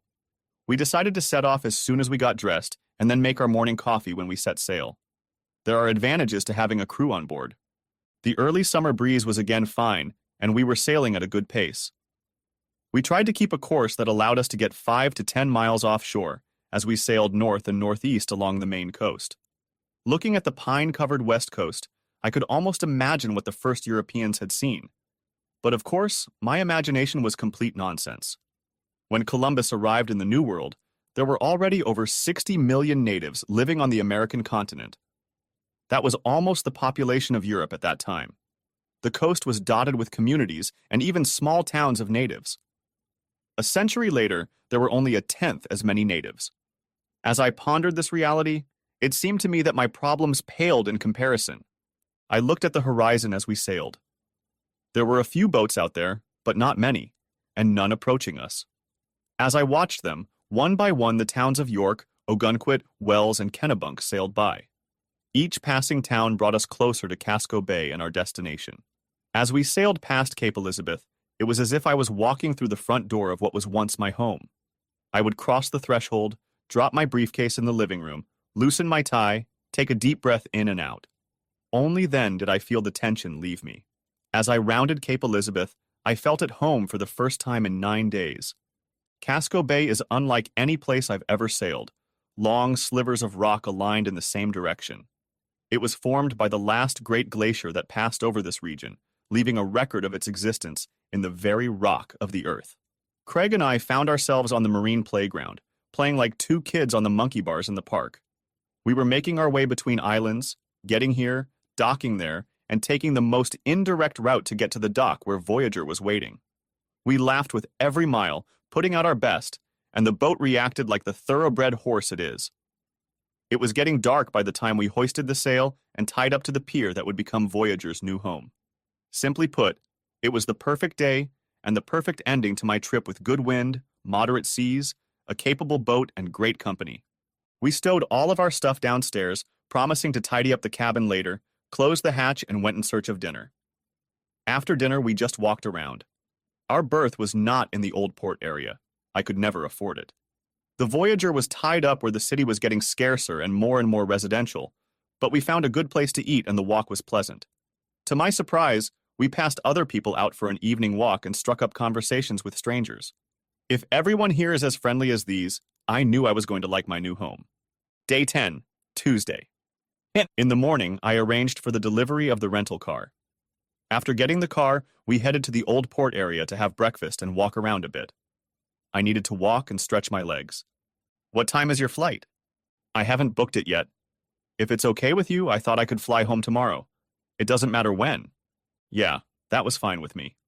My solo trip had burned some of the pain out of my soul, and now I was enjoying the company of a good friend who cared about my settling in. So, you have to show me your new apartment, and your new office, and... He was deliberately trying to make me laugh. You're such a girl. Still, it was a good idea. I needed to make sure my new apartment was ready, and it wouldn't hurt to check in at my new office. We crossed the threshold of my apartment. I'd been here once before and knew not to expect much, but the look on Craig's face said he was disappointed. This is temporary until I get my life settled. This is a place to eat, sleep, and store clothes.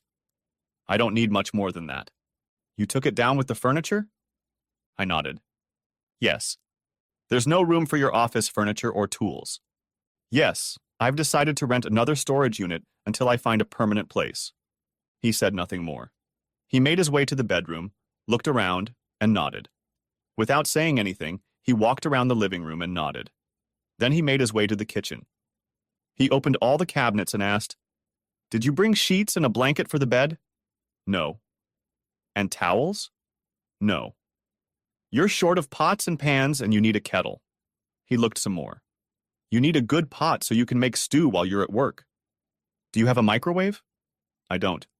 We need to get you a microwave. Besides, the curtains in the living room are falling apart. I looked at him and asked, "When did you become Martha Stewart?" He smiled and held out a piece of paper to me. Gloria gave me a list of things to check out. Also, you'll need a desk and a lamp if you're going to read. I had to admit that when he was right, he was right. Now I had a list of things to do that should keep me busy and out of trouble for a few days. I walked into my future office, said hello to everyone, and told them I'd be at work first thing Monday morning. Craig nudged the guy closest to him and said, "Ask him how he got here."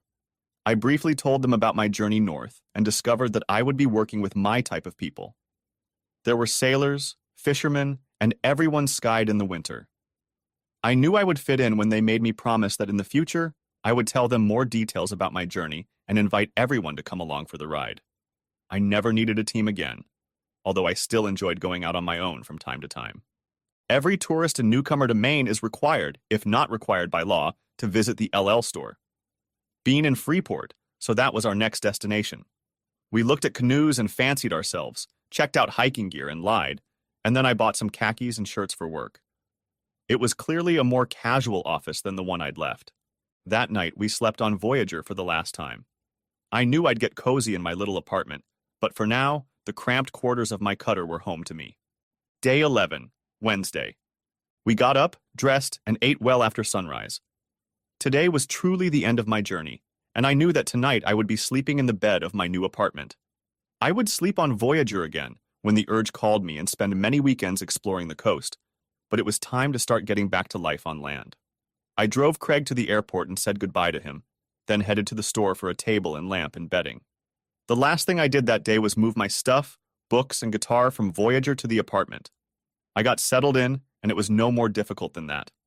As I loaded my stuff into the car and prepared to leave for my apartment, I took a long look at Voyager and watched her bobbing and pulling fishing lines. She was looking forward to getting back out to sea, and I knew it wouldn't be long before we were out searching together again. I began my voyage north, hoping to leave the pain of one life behind in search of a new life elsewhere. But somewhere amidst the wind and waves, or maybe huddled together in my cramped quarters, Voyager and I made a connection. With her help, I had been transformed and was now ready to face a new life. Epilogue. The kids called almost every night once they found out I was settled. I talked to them more often after the move than I had before. It seems that when they had time to think about it, they understood my decision. A few weeks after settling in, I flew back to Maryland on Friday night after work and spent the night at a local hotel. Saturday morning, I met my friends for breakfast, and then they helped me load the truck. The truck was small, and we filled it easily. No sooner had I loaded the truck on the trailer than I drove back to my old house. It hadn't been more than a month, but now it seemed like an eternity ago. My journey was complete. I knocked on the front door, and when Sheila answered, her face reflected surprise, confusion, and condescension. She invited me in, and we sat down in the living room. She had that damn smirk on her face, so I let her begin. "So, are you finally done with your little fight and ready to get back to marriage?" And I could relate to her better if she said something else. "No, I'm not going back." Her smirk disappeared, and she just stared at me. It's funny how someone who betrayed you can continue to think they're irreplaceable in your life, as if you could never do without them. I have a new life now, and I'm not going back. You've made your decision, and I've made mine. The best thing you can do is just sign the papers, and we can both move on with our lives. She tried to negotiate, pleaded, offered just about everything but George, but there was no turning back. A man hopes his wife will love him, but even more, he needs her to respect him. Sheila didn't respect me. Somewhere along the way, I'd lost her respect, if I had any, and there was no point in guessing where. Soon I was driving the truck and trailer north, following the path I'd taken not too many weeks before. It's funny how at the time, my preparations for the move had seemed daunting, but now somehow my old life fit easily into a small truck with my books and tools in the back and guitars in the cab beside me. As then, I spent the night alone some distance north of New York City, and in the morning, I made my second solo trip north. This time I was returning to my life rather than searching for it, and I knew that no matter what, I would enjoy the years ahead. I did find love the second time around, and I have friends, both old and new, with whom I shared the journey, but that's a story for another time. As for Sheila and George, sometimes I fantasized about revenge, but I realized it was just pain and anger. I tried to replace the pain with joy, the isolation with socializing with good friends, and soon Sheila was just another random problem, and George didn't matter at all. Thanks for watching. I hope you enjoyed it, so subscribe to my channel and watch the next video.